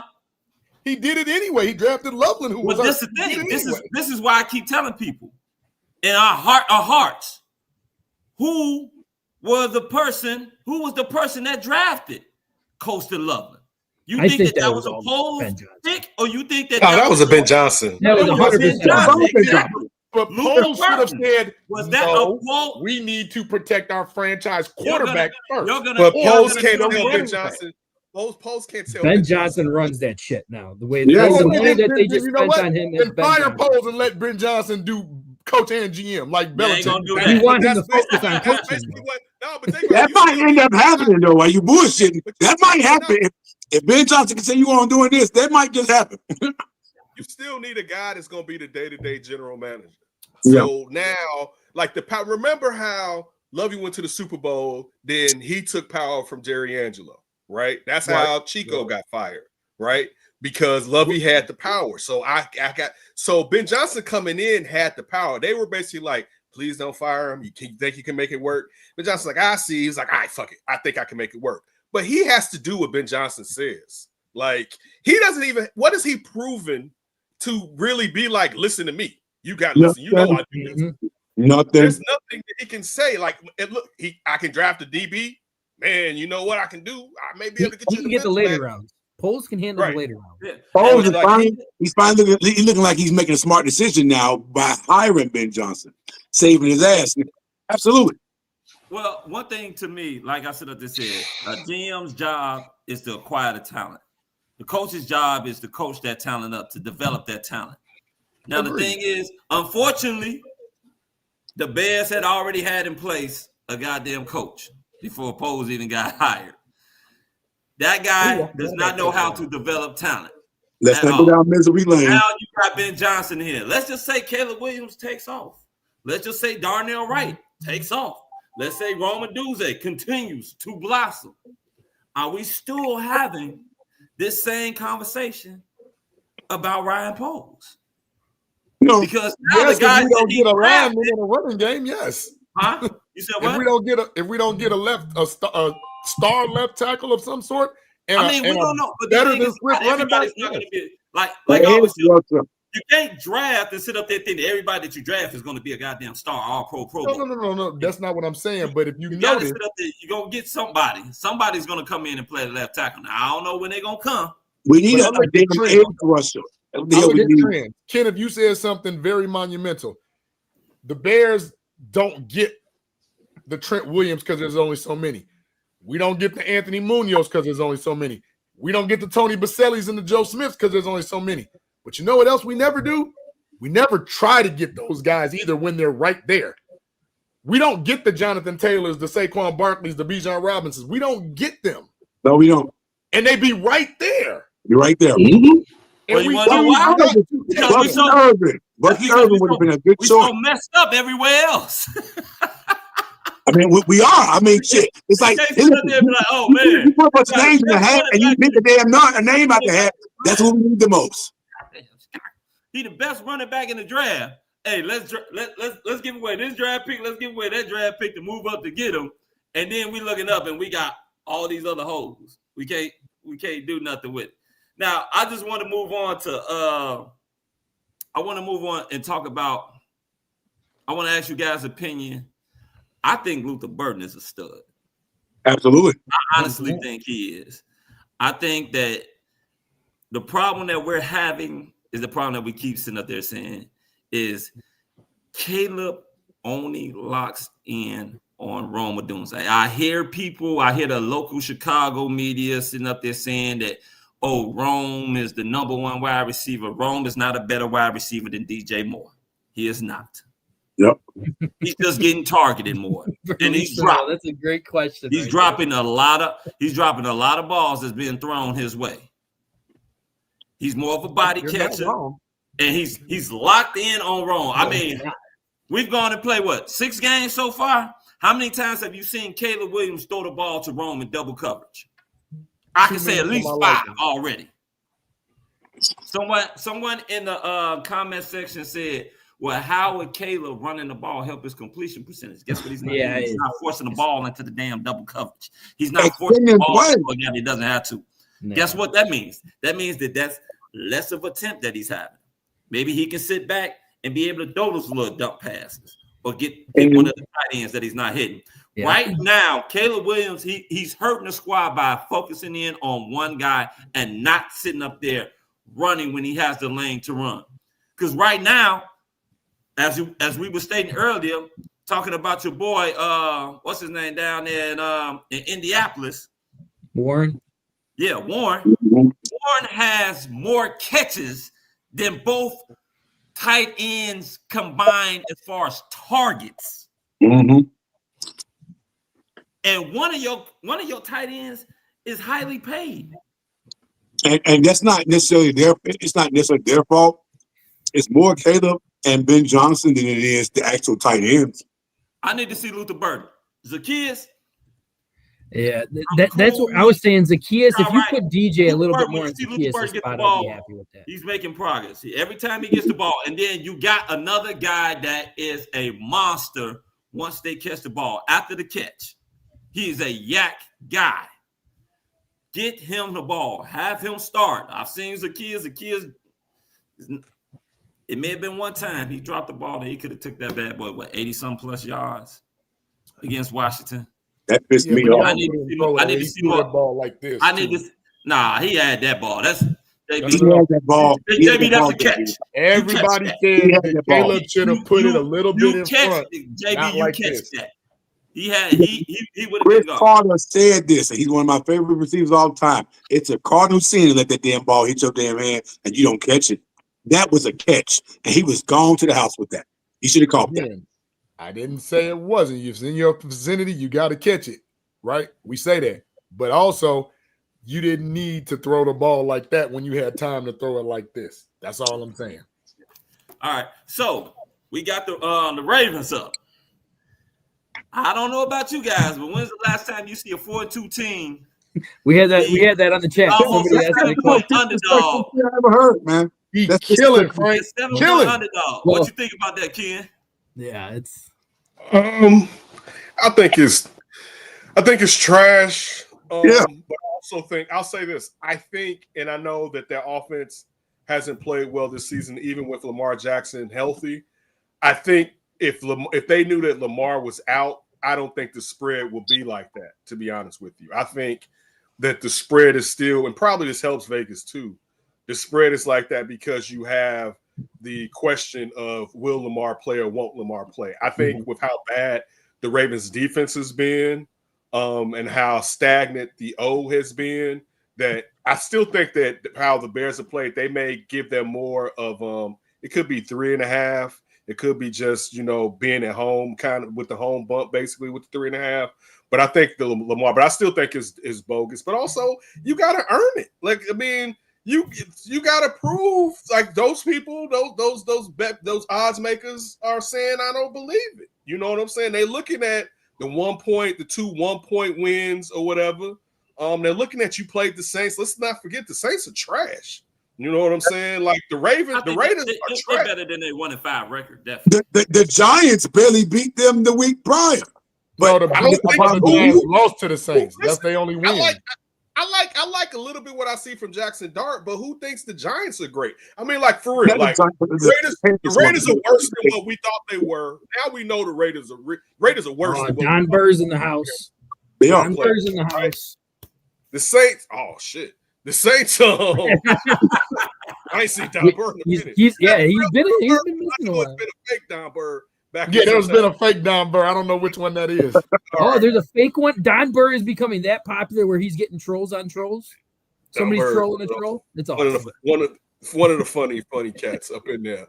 But still, I mean, when you're talking about Dallas, people thought when they played Dallas was trash, and Dak has showed that, look, I can sustain us or whatever, just with offense or whatever. But I think that also adds into it. Again, I think the spread is BS, but I also think there's a reason because The Bears have been a team that has been selling fool's gold.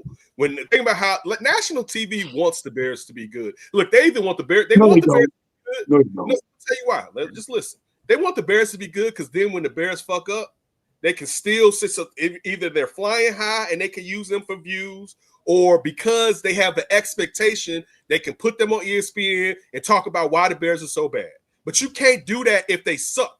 Because why are we talking about the Bears on ESPN? They want that. They want that because you get the middle of the country, you get all of that. So but the Bears have been selling wolf tickets. And like, think about how long nationally, people was in on Justin.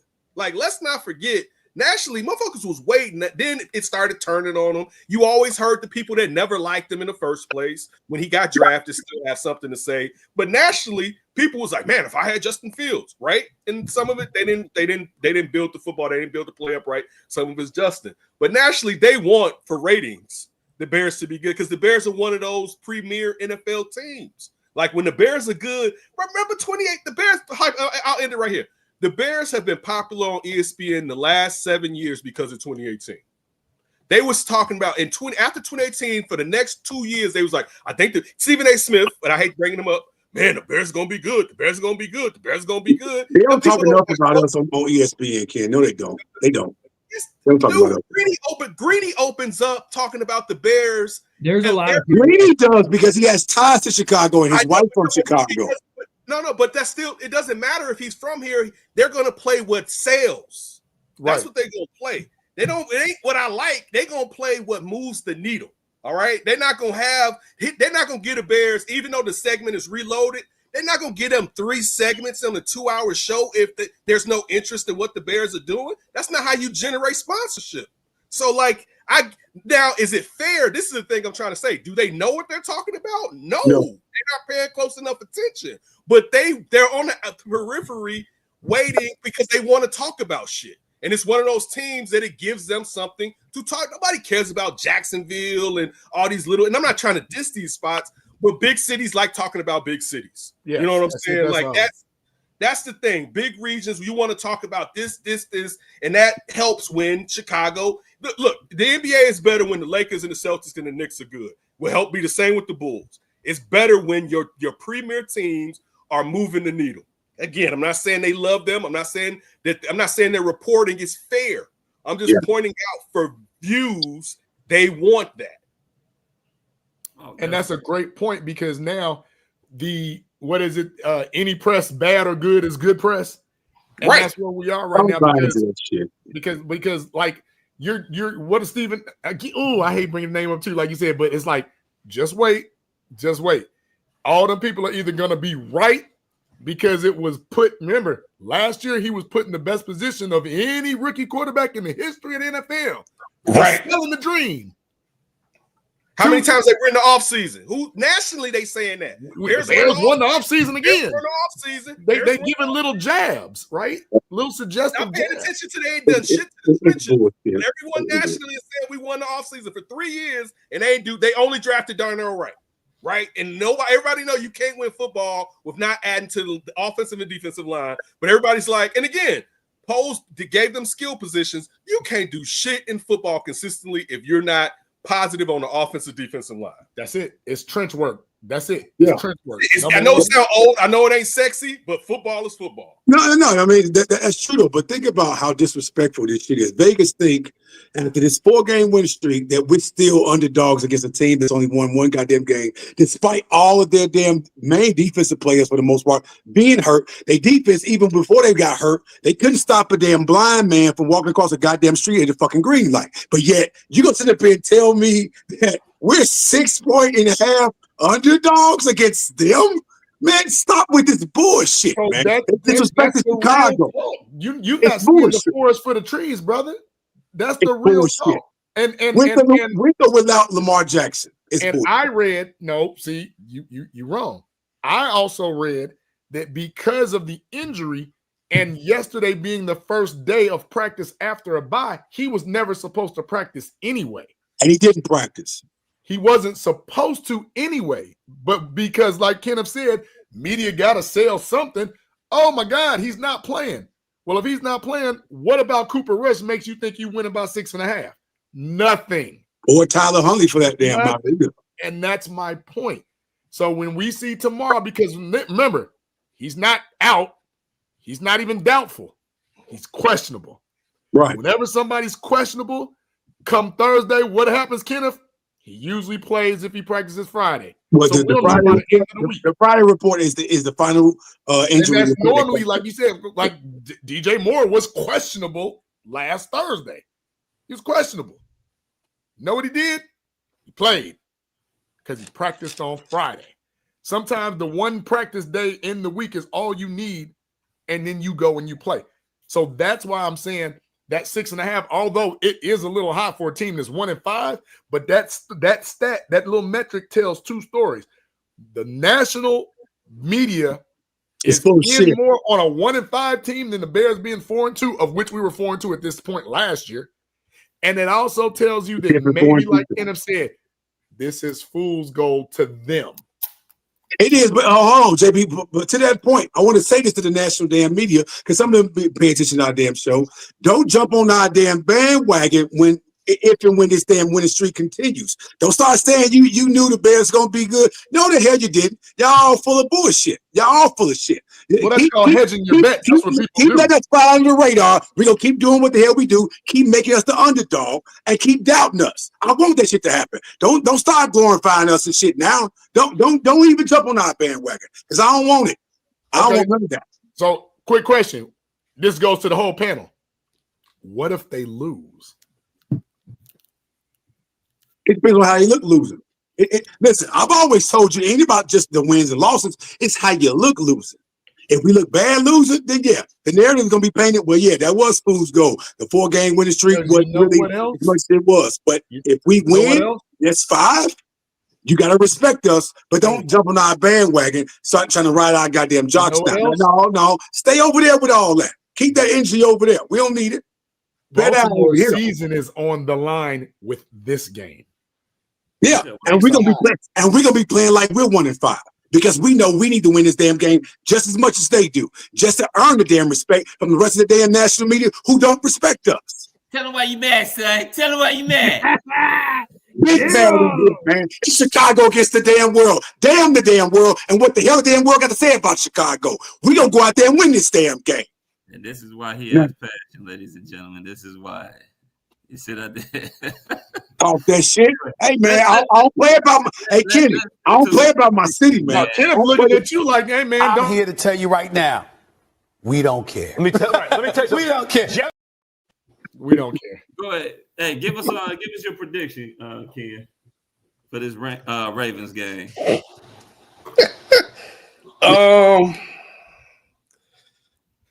I think it's gonna be a close game. Okay, can I ask you this? Is Lamar playing or is Lamar not playing? Or maybe we're gonna go on we don't know Friday. We'll go Friday. I'm gonna say he's playing. We're saying he's playing. Out to being questionable. We're gonna say that he's playing. I don't think he's playing with the I don't think he's playing with that. If Lamar is playing, I think it'll be a close game. I think could be someplace between like 27 to like 24. I mean, you know what? I don't want to hedge my bet, but I kind of don't. I don't know. I would say my heart wants to say the Bears win, but the question is how healthy Lamar is. Because I think if Lamar can run, and I'm not even just talking about like he's still not putting pressure on running. I'm talking about if he can have one of those safeties or linebackers have to physically, and I know they're gonna spy him anyway, but really have to spy him because he's healthy.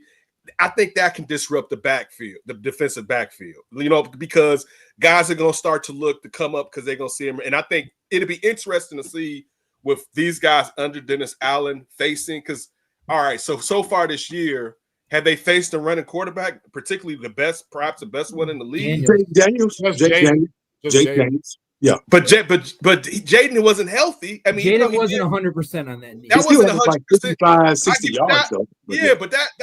But I'm gonna say, put it like this: if Lamar is that healthy, then I think the Bears will probably win the game. if he is still compromised, how Jaden Daniels was, and I'm not saying that the Bears wouldn't be able to beat a healthy Jaden Daniels, even though it would have been more interesting. But you see, like Jaden Daniels has been beat up basically the entire season. That's the only reason I really didn't want to draft him, because I didn't think that Caleb and Jaden would like this. I thought it was a lot closer. But to me, his style of play with how slight he was always going to be a fucking problem. And his slim build. His slim build, yeah, too. He's too slim to take those whippings in any NFL, but like in this, like even Randall Cunningham was sustainable for, and he was skinny as shit, but sustainable for a period of time. But just this NFL. So if Lamar is compromised, I think the Bears win. If Lamar's fully healthy, I think the Ravens may squeak a victory out. Okay. And it's in Baltimore too. That's what makes it scary. Go ahead. And I think I'll say this too. Somebody mentioned, I don't think 16 penalties, but the point on the penalties, like if they continue to have these type of penalties, they gonna do that shit at the bank. That ain't gonna work. And you look, they've been losing, so you know how loud that place is gonna be. If them motherfuckers are leading, and they had to fight for Lamar coming back, and Lamar Frank, and Lamar is doing it. It's gonna be loud as shit. And that's the big thing. The penalties could be the real issue that costs them outside of turnovers. And I'm putting this on Caleb, but the penalties could be an issue. I don't know. I mean, I'll end with this. I really want to go with the Bears, not just out of my heart. I want to go with the Bears because Baltimore's defense is trash right now. They are. And if the Bears can run the ball, if Caleb plays better than like one of those good Caleb games, I'm not saying he's a world beater, but if they can run the ball and he plays well, they should win the game, because I think the Bears defense can bend and don't break enough to contain Lamar. You know, Lamar's going to get he's going to get 3 touchdowns if he had 60%. He's going to throw for 2 at least, and either he going to run for 1 and he going to score, or his running is going to get them close enough that somebody else is going to score. But I give him at least 2 touchdowns, because them receivers are going to be wide open now that he's there. So that's where it's just hard for me to kind of wrap my mind around this game. And I'll end with this too. Let's not act like that the Baltimore Ravens haven't been one of the best teams in the NFL for the last 4 seasons at least. Like, so when we're talking about the spread, like this has been a perennial Super Bowl contender, even though there may be reasons why we'd be like, they can't get over the hump, but they've been like odds-on favorites. Like, you're talking about a guy that's won MVPs. You know what I'm saying? Yeah. So like, and JB could have had a better year last year than when he won one the year. Really should have won last year. He year. Should have won it last year. His numbers were better last year than the previous year. Like, they gave Josh. Now I love Josh, but they gave that to him, man. They gave him. We got to put some respect on him, on his name. We got to put some respect on who Lamar Jackson is. Real talk. But in this game, what's your prediction? In this game, I'm almost certain that Lamar is not going to play. So with that being said, it would be wise for him for that hamstring injury not to play against this defense this week. I wouldn't risk it, man. The risk ain't worth the reward that you think it's going to be. So with this in mind, Cooper Rush or Tyler Huntley or whoever the hell the other quarterback is going to be, we're winning this game 27-17 because our defense, despite the fact that the Ravens defense, I'll go with their defense first. The defense was trash even when they were healthy. Hamilton's out.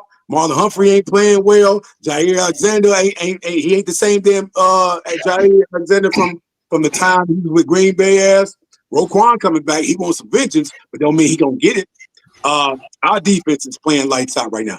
And if Tyler Huntley or Cooper Rush is playing at quarterback, we getting that damn ball twice out of their damn hands. That's for damn sure. It might be 4 picks or 4 turnovers. It's gonna be at least 2 though.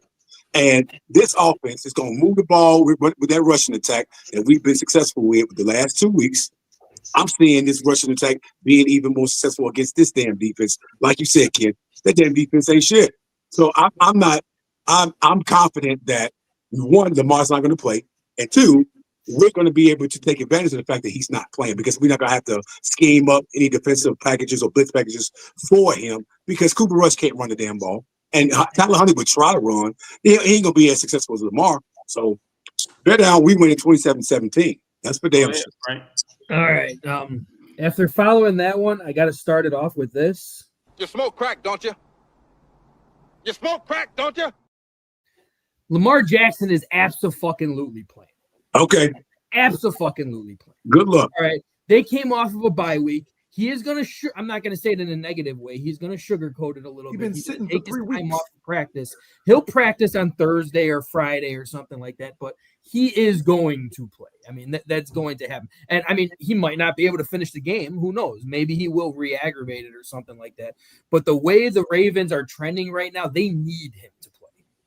They absolutely need him to play. And the one name that not one person has brought up, and I know he is struggling this year, has anybody just forgot about Derrick Henry? No, we ain't forgot about him. No, Derrick Henry we forgot about him. He's still a problem. Derrick Henry is going to have a breakout game eventually. All right, I'm not saying it's going to be against the Bears. The Bears have done a very good job, at least. He's had several breakout games this year at stopping the run. But Derrick Henry is a different type of monster when it comes down to stopping the run, and he can control the game if he is running the ball good. And that's what scares me more than anything. I think Caleb is going to have a pretty good game in this game. I think he's going to have a comeback game. Might put up, 275, 280, a couple touchdowns, maybe a pick in between there. But I still think he's going to have a good game. But when it's all said and done, I am afraid with Lamar Jackson coming back and Derrick Henry really trying to get it together and prove a point here where we will lose this game. It will be close, but we will lose this game 27-23. Hey, Frank, did you not remember that Derrick Henry started the season off with almost 200 damn yards in the damn game against Buffalo, and he fumbled the damn ball? So this ain't no breakout game. He's already been balling in some of these things. I'm talking about a breakout game for his last, three games where everybody was saying he's done, he's washed, he has nothing left. People are just going at him like crazy when it comes down to that because he's not the same Derrick Henry these last 2 or 3 games. If we only got to focus on Derrick Henry, I like our chances. If Lamar's not playing, if we have to focus on Derrick Henry, I like our chances. Go ahead, JB. Frank, we must be sharing the same thoughts because some people said, oh, Jaden Daniels not going to play. Jaden Daniels absolutely going to play, hurt or not. Yeah. Jaden Daniels played pretty well, 3 touchdowns, minus the turnovers and the fumble exchange. We might not win that game. Lamar, before even the injury, 4 games, the man has 71% completion percentage, 800 and something yards passing, 10 touchdowns to 1 pick. This is still the most dynamic quarterback in the league that we're about to play. I really hope he does. He's been playing. If you look at history, he is number 1 right now in QB rating of any quarterback. Yeah. That includes Allen, Goff, Stafford, and all that. Dude is the truth. And this is the get-right game for Derrick Henry as well, because if they don't win this, you might as well kiss the division goodbye and say hello to next year. So you got Zay Flowers and Bateman and Andrews and Likely and all these guys coming back. You still have a solid offensive line. And you're saying that Todd Monken is not going to scheme up something to combat Dennis Allen's cute little DB blitzes? Stop it, Chicago. It's my time. Stop.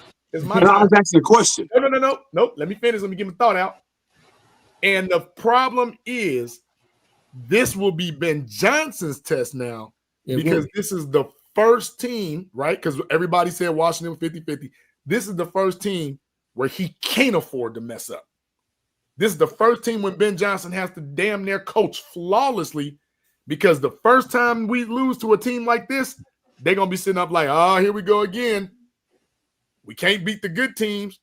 Detroit put 52 on us. We can beat the Raiders. We can beat the Cowboys. We can beat the Saints. We can beat the Alien Commanders. Are a good team. Ravens. I got the Ravens winning 24-18.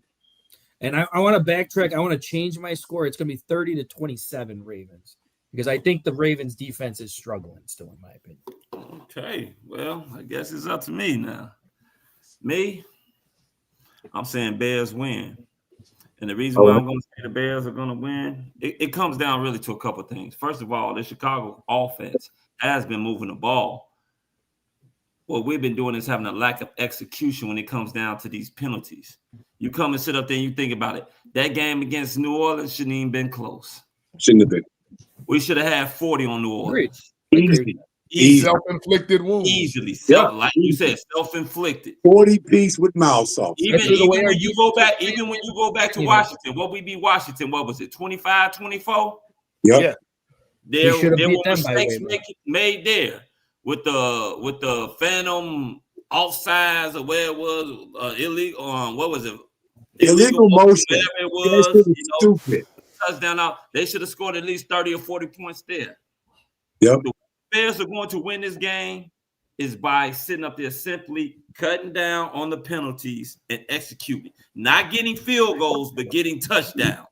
Yep. They had 4 field goals last game.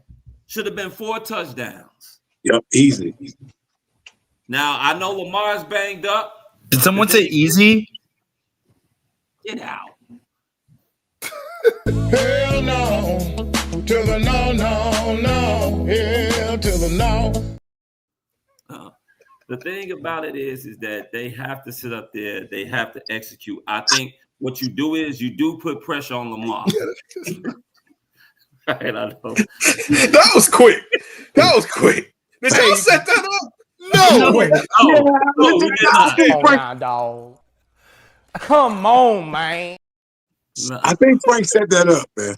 No, that was not set up by me. That man, you know, easy pop in every now and then. That was not set up by me. Right, talking about set it up. Ain't nobody set that up. Anyway, they have to sit up there. They have to execute. You put pressure on Lamar. Test that hamstring out. Because one thing we all know, if you've been an athlete, you know all it takes is the slightest move, and you can sit up there and re-aggravate that hamstring like it ain't nothing. Put pressure or make it worse. Or make it worse. And you tear something. Make the wide receivers beat you. I still, like I said, I like Baltimore. I always have liked Baltimore. To me, Baltimore still doesn't have a number 1 wide receiver. Zay Flowers is pretty good, but I still think that he's a number 2. I don't think that he's arrived at that number 1 status yet. Put pressure on him. Now, one key on the defense end is how healthy is Tyreek Stevenson, because he may look like shit the first 2 games, but these last 4, he has been up there in the top 5 as far as DB rating. Yep, lights out. Yeah, but can I put one thing into perspective though? He's had 2 major brain farts that led to I was gonna say Phil McConkey, a Luke McCaffrey touchdown against Washington, and then a Chris Olave touchdown. That wasn't him. That was a blown coverage. That was right. Yeah, that was right. I thought they were passing him off in the coverage. That was right. No, that was right. Tyler Gordon had him right, came up. Yeah. Okay. That is right. Yeah. But Olave did get over the top of Tyreek. Yeah, Olave did get over the top. Tyreek slowed down on that, and he shouldn't have slowed down. He saw him going down the field. He should have stayed with him the whole time, but he hesitated. Yeah. So my score will be, and then we got to also remember the Ravens defense hasn't been looking good. They had their best defensive lineman is gone for the season. I don't know if Roquan's playing or not, but all you got to do, by us being Bears, we know how Roquan is. He can't take on a block, no way. Just put somebody on him. Roquan is to get him out the way. He's playing. He's playing. Okay, so Roquan is he's playing. Been practice full today. Okay. Yeah. And then how's their left tackle? Is he playing? Did he practice? I think he's out. You know what? Barlissimo would know. Barlissimo, can you tell us who's it? Because when I saw something, I saw Marlon Humphrey was questionable. Kyle Hamilton's supposed to be back. Lamar is upgraded to questionable. I think Van Noy was on the short list. Kyle Van Noy. I think Hamilton's still hurt too, if I ain't mistaken. So I thought I saw he got upgraded to questionable. Like, to me, when you say questionable, the week you're playing until Thursday, like that's just kind of being hurt and being injured are 2 different things, though. But I mean, you talking about a hamstring injury with Lamar? Would you really want to take that risk and injuring him worse and making it worse and out the rest of the year? I don't know if you want to take that risk. Okay. He's been off for 3 weeks. He might be. We don't know. It's still questionable because hell, Grady Jarrett and Booker has been questionable the last 2 games. And you know what them hamstring injuries are, man. The hamstring injuries are pretty serious. Clear up. There's no question about it. So with my score, I'm gonna go 27-20 Bears. I've been picking them since that 0-2 debacle when everybody's ready to jump off a bridge and drown themselves and kill themselves because they thought the season was over with. And I told you guys, just hold on, keep faith alive. So they're 4-2 right now. I'm gonna go with them 27-23 Bears. So now we can get to some shout outs. Ken, big dog. Great having you on, man. Go ahead, give us your shout outs, bro. Who do my shout outs go out to? Go ahead. Anybody want to shout out? Anybody you want to shout out? Anybody you want to shout out? It could be your daughter, your people. The I'll fans. shout out y'all and the people in the chat, man. I'll shout out y'all for bringing me on. Shout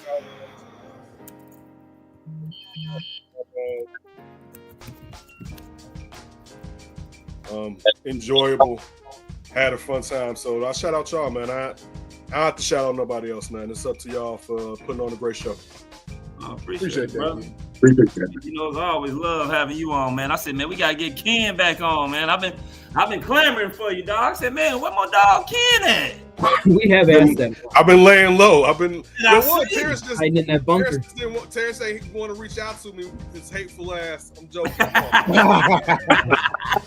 But no, I've been laying low. I just now started popping back out. I wanted to take a break because there was a lot of losing. And you get tired of talking about the draft, talking draft by week 5. Yeah. So it just content-wise, it's just good to like not have to report on something. So initially, I just wanted to sit down, and also I didn't want to have to type and think about what I'm doing post-show. I just want to watch the games. I hadn't been able to watch games without thinking about driving the show. So. But I'm back out. Matter of fact, check me out. Me and Alex do Bears Post. And also follow me at That's Davis. During the week, I'm going to start putting out some Bears stuff. And also check me out pretty much weekly. I'm with Jay Hood, talking Bears once a week. So check me out in those places. Nice. And everybody, man, just stay safe. And again, appreciate y'all for having me on. Yes, sir. Appreciate it, family. Go ahead, Mr. Chicago. We know you got. Hey, come back. We'll get you back. Yeah, man. Anyway, man, it's always a delighting pleasure to be on the show with you guys. Talk Chicago sports again. Great to see you again on the show, man. Big fan of yours. Chicago gets the world, man. It's lovely to see us on this 4-game winning streak that we haven't seen in a long time. So I'm really hopeful and optimistic again about this coaching staff leading us in the right direction. Now, when it comes to other sports in Chicago, I don't know what to think about the damn Bulls right now. The NBA season is just officially started today, so we don't have no star power on the team. We don't know if this young talent is going to play consistently together and, muster up enough wins to get past this whole play in, play out, play all around about bullshit that they be playing. I still don't like that dumbass tournament. I think it's stupid to me. If you ain't good enough to be one of the 8 teams to make the playoffs, you shouldn't be giving another damn chance to make the damn playoffs. That's just me, though. I'm old-fashioned that way. But anyway, man, I hope they do something. Because being in purgatory these last 4 years it's been terrible. But again, we got something to be hopeful for with this Chicago Bears team, and I'm hoping that Ben Johnson and his team keep silencing all of them naysayers and the haters, man. And Caleb goes out there and performs a lot better than what he's been doing. So Chicago against the world, man. Let's go. Yes, sir. Frank, the tank. Let 2% milk go since he just popped in here again. Oh, go ahead. Man, you need some Hi, guys. Sun, It's man. me, What the hell? 2% milk. I am here to promote my show. Easy does it. I'm here to tell you right now, we don't care. Let me tell you. We don't care. That was a setup. That was a setup. I'm telling y'all, Frank doing this. That was not me. You but think, that you was think Frank and I beautiful. planned We this? could have thought of that. No, we're just really good at improv. Yeah, Easy does it. This Saturday, I'm going to be talking to former Bears defensive back DJ Moore. Y'all might know him from well, you watch the Bears, so you know who he is. Great guy. Can't wait to chop it up with him. Definitely tune in. It's at 7 p.m. Central on Saturday. Look forward to a great show. It's going to be a lot of fun. Shout out to all you guys. Shout out to you. Even you, Frank. Just real quick. Look what my daughter put in my son's hand. What is that? A fucking Buckeye. Oh, yeah. Oh, you hate that. Starting them young. OH. Starting them young. Oh, no. Oh, no. Her ass on punishment. That fucking phone taking all that shit. Exactly. We don't play that up in here. Go ahead. Who is it? Frank? Go ahead, Frank. Yeah. All right. So, I mean, shout out to you guys. Kenneth, always happy to have you back on, man. And I do 1,000% agree with you. We got to get you on here more. But, like, hey, Got to throw a shout out to my Chicago Blackhawks, who are on a nice little winning streak right now too. They seem to be coming together. Still one of the youngest teams in the NHL. The young players are playing very, very well. And I know I put a little thing on our Facebook post a few days ago. Not only is our young players doing very well at the NHL level, but all of our young players who just joined the organization last year, who were in Rockford, 3 of them are in the top 6 in scoring in the AHL. So No, they're not. Future really looks bright for the Chicago Blackhawks. So I'm really, really excited about that. Yeah, go Blackhawks, man. And it'd be nice to have multiple Chicago sports teams winning again, because I don't see that happening with the Bulls anytime. For the love of God, please. Hey, Cubs, sad that they lost. Am I really that I'm sad? over it. I mean, I'm sad. No, you're not. Yeah, no, you're not. Yeah, I mean, I didn't lose sleep over it. We'll say it like that. It didn't bother me. I only lost one night. Never all right? won a Chicago I sports only team. lost one night of sleep. Just one. But other than that, other shout outs I got to give. I got to give a shout out to my little man who popped in on the show a little bit too. His flag football team unfortunately lost this past weekend in triple overtime. One game before the championship game, but my little guy did win Defensive Player of the Year. He had 9 games, and the little guy had 26 tackles in the backfield, 9 games. So, I mean, future Bear, because we can't put pressure in the damn backfield. So there you go. Other than that, another quick shout out to my little girl. It was her 7th birthday today as well. So little princess. She gets princess mood every single day, so we had to upgrade it even more of a princess mood today. So but other than that, I got nothing else. I mean, am I hoping Bears pull off the victory this weekend? Absolutely, I do. I mean, obviously, I don't pick them to lose because I want them to lose, but game scares me a little bit. I don't consider this a trap game by any means because of Baltimore's not playing well right now. But the fact that it's in Baltimore, Derrick Henry is still a freaking nightmare, and Lamar possibly coming back scares me. Yeah. Can I get another quick shout out to the Chicago Bears fan base of Atlanta? Showed up this Sunday, man. We went to Soho Lounge down here. Big crowd, man. The fans love the fan favorite Bear helmet, man. And a lot of people come up to me, take pictures with me, man. And it was fun to see us out and enjoying this win together, man. So yeah, man. Bears, they held down. Chicago Bears fan base of Atlanta held it down this weekend. Yes, sir. Yes, sir. Go ahead, JB. Hey, man, if you don't take that 5 Nights at Freddy's Showbiz Pizza ass thing off, man, like you're scaring the kids, man. Hey, like, man, that shit looks scary. This Halloween's coming up, so right, he's scaring the kids, man. Like, Put him in the bedroom. Sonny, any mushes in there ain't gonna fit. I don't give a fuck. Put him in. Put him in a body bag. You know what I'm saying? Like, sweep the leg, Johnny. Hey, man, everybody loves it, but you the only one that's hating on it right now, man. He called me the Grinch. Hey, yeah, he said a life-size Care Bear.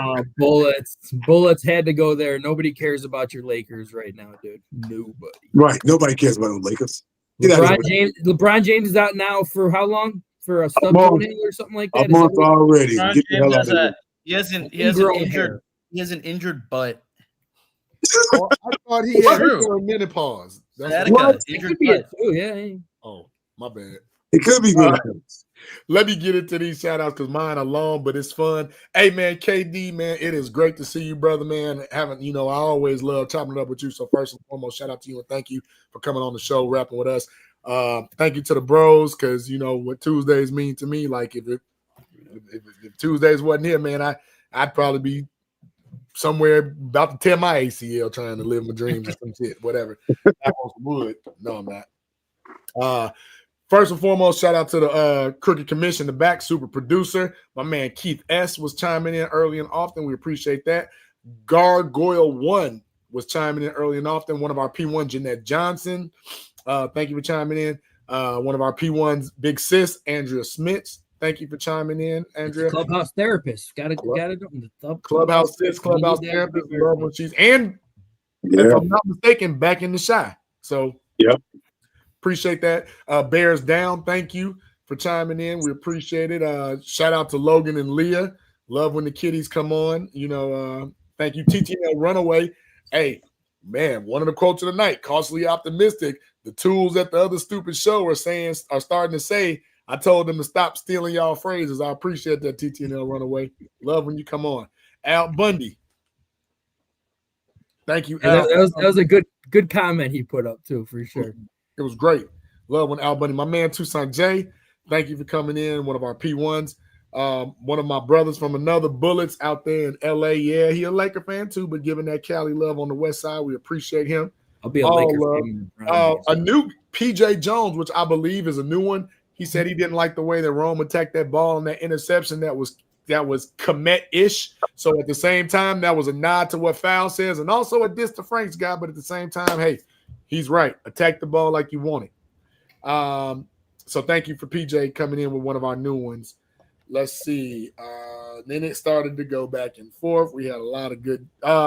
Pat O.D., Bullets, Phil, and Shane. Oh, he's saying 2 Bullets. Phil and Shane said hi. Don't know what that's about, but thank you, Pat O.D., for chiming in, or Pat Ode, however you say that. That's where we're going to talk about that when the cameras start rolling. Rogue Agent 88. Thank you, Rogue Agent 88. We appreciate you for chiming in, one of the new ones. Let's see who else. Oh, my man. Hey, Barlissimo is back, fellas. Did you see Barlissimo in the comments? I did. Happy to see him back. Barlissimo. If you know where I get my all 22 advice and information from, it's watching Barlissimo. Constantly puts out great all 22 footage with great commentary. Shout out to him. Unknown X, a brand new one. Thank you. He says he agrees that Rome Odunze is dropping too many catchable passes and doesn't demonstrate elite run skill after the catch and is throwing the ball too much. Yep. Absolutely, Unknown X. Spot on. Yep. Let's see who else we had. We have Squeegee. Squeegee is new. Asking about the left tackle positions and what type of draft capital we was going to get. Brew Hall 7. Just win. Bears enjoy the Bears victory. At the end of the day, you're right, Brew Hall. We just want to enjoy the Bears victory. But we're fans. We're more than just the fly-by-night guys. Melon Smasher, my man Melon Smasher came back. Love to see when he comes back. Appreciate you. Let's see. And as always, we take the time. If you took the time to watch us and chat, and we're going to take the time to shout you out because we truly do appreciate it. You didn't have to be here. Frank O'Dowd talking about Will Campbell. We appreciate that, Frank. Smart guy. See, Don Burr, the real Don Burr, of which I don't know why there's 2 Don Burrs. Like, that makes no sense. Like, 200. That's stupid. Use your common sense. Hey, Crook is on a roll tonight, y'all. That's what they're doing that. AC Adam, thank you for chiming in. AC Adam. David with the Who Stopping Henry. David, thank you for coming back. We appreciate it. Let's see. I thought that was winding down, right? We did the shout outs for the Space Time. Space Time. Bears family, bear down. It's our time. We appreciate you, Space Time. Thank you for coming in. That's a new one, by the way. So thank you, first timer. And that rounds out my time. Shout out to any family that we have watching, of course. Shout out Barlissimo, you silly, talking about they signed Velus Jones back to the active roster. Man, please. Hey, you gotta get those Wallace Effort, I believe, foul. That's one of your people. Thank you, Wallace, for chiming in. Hey, Crazy Ace, man, salute to service. Thank you, Crazy Ace, for keeping us safe over there on the international waters. We appreciate that. Me, Jay-Z came back, man. Thank you, Me, Jay-Z. We was looking for you, man. Love to have you on the show next game. Yes, the Bulls' next game is tomorrow, and I am not cautiously optimistic with the Bulls. They're going to suck. It's just what it is. So they get Billy Donovan out of here. Mike Malone is available, by the way. That's another show. Yes, emphatically, yes. Lorenzo Clemens, he came on a little bit late, shouting out Frank's daughter. Thank you. I appreciate it. Yes, and you did tell us about Monungai, who we didn't talk about. Strange, Kyle Monungai didn't. It was a great almost 100 yards. Almost 100 for him. Very pleased with Kyle. See, he got the ball. Roshan got 1 yard, 1 carry for 16 yards, too. He getting one carry a game and averaging 8 yards a carry. Hey, stranger things, right? Stranger things. And last but not least, shout out to SB&M. And if we got one person, and I mean one, fellas, y'all know who it is. Give it up. The podcast mom, Miss Sandra Bynum Holmes. Love you, lady. Thank you. Hey, first of all, I want to say, give a shout out to you fellas. Give a shout out to our special guest for the night, Mr. Kenneth Davis. Thank you for coming on, KD. We enjoyed you, brother, as always. It's always a fun time when you come on, man. We can keep it 100. It's like, oh, did I say that? Damn, didn't mean it. We keep it real over here, okay? Fuck the 100. We keep it real over here.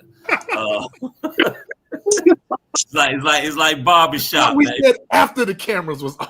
Man, he didn't help himself either, man. Yeah, you know, I get. Hey, look, I ain't even mad.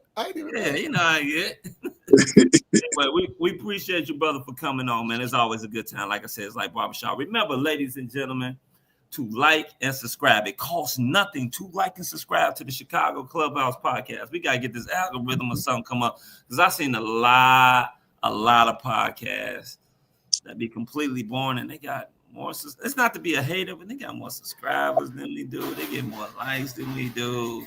I don't quite understand it. I don't get it. We're going to figure it out.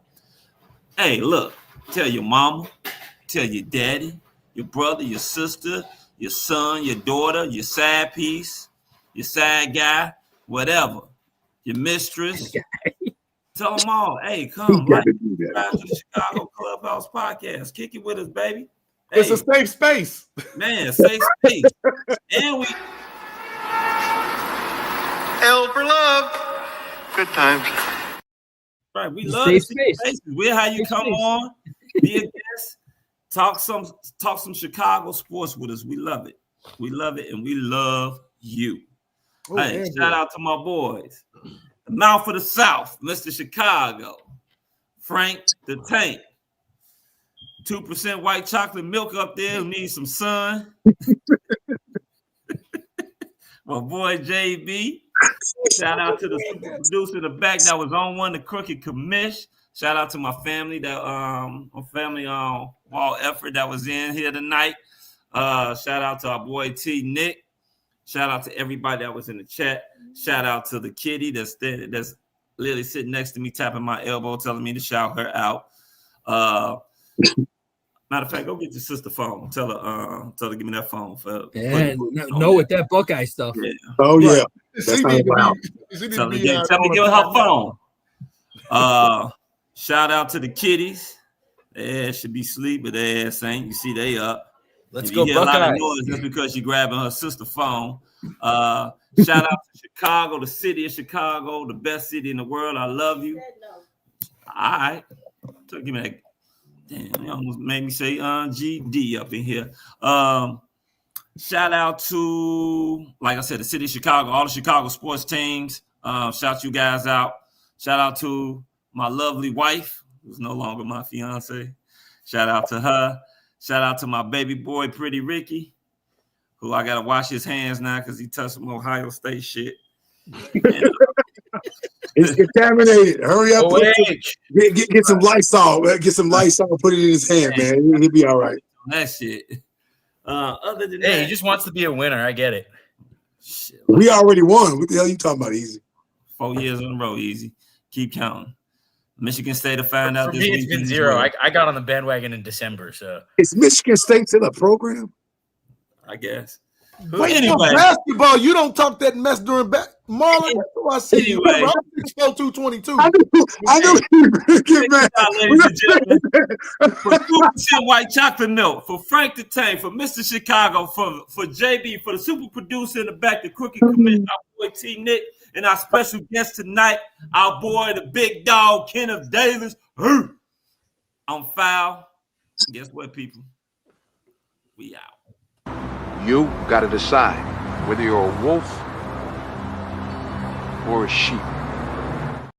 Bye. That's what the Bears need to know. Wolf or sheep this weekend for sure. This has been a Chicago Clubhouse Network production.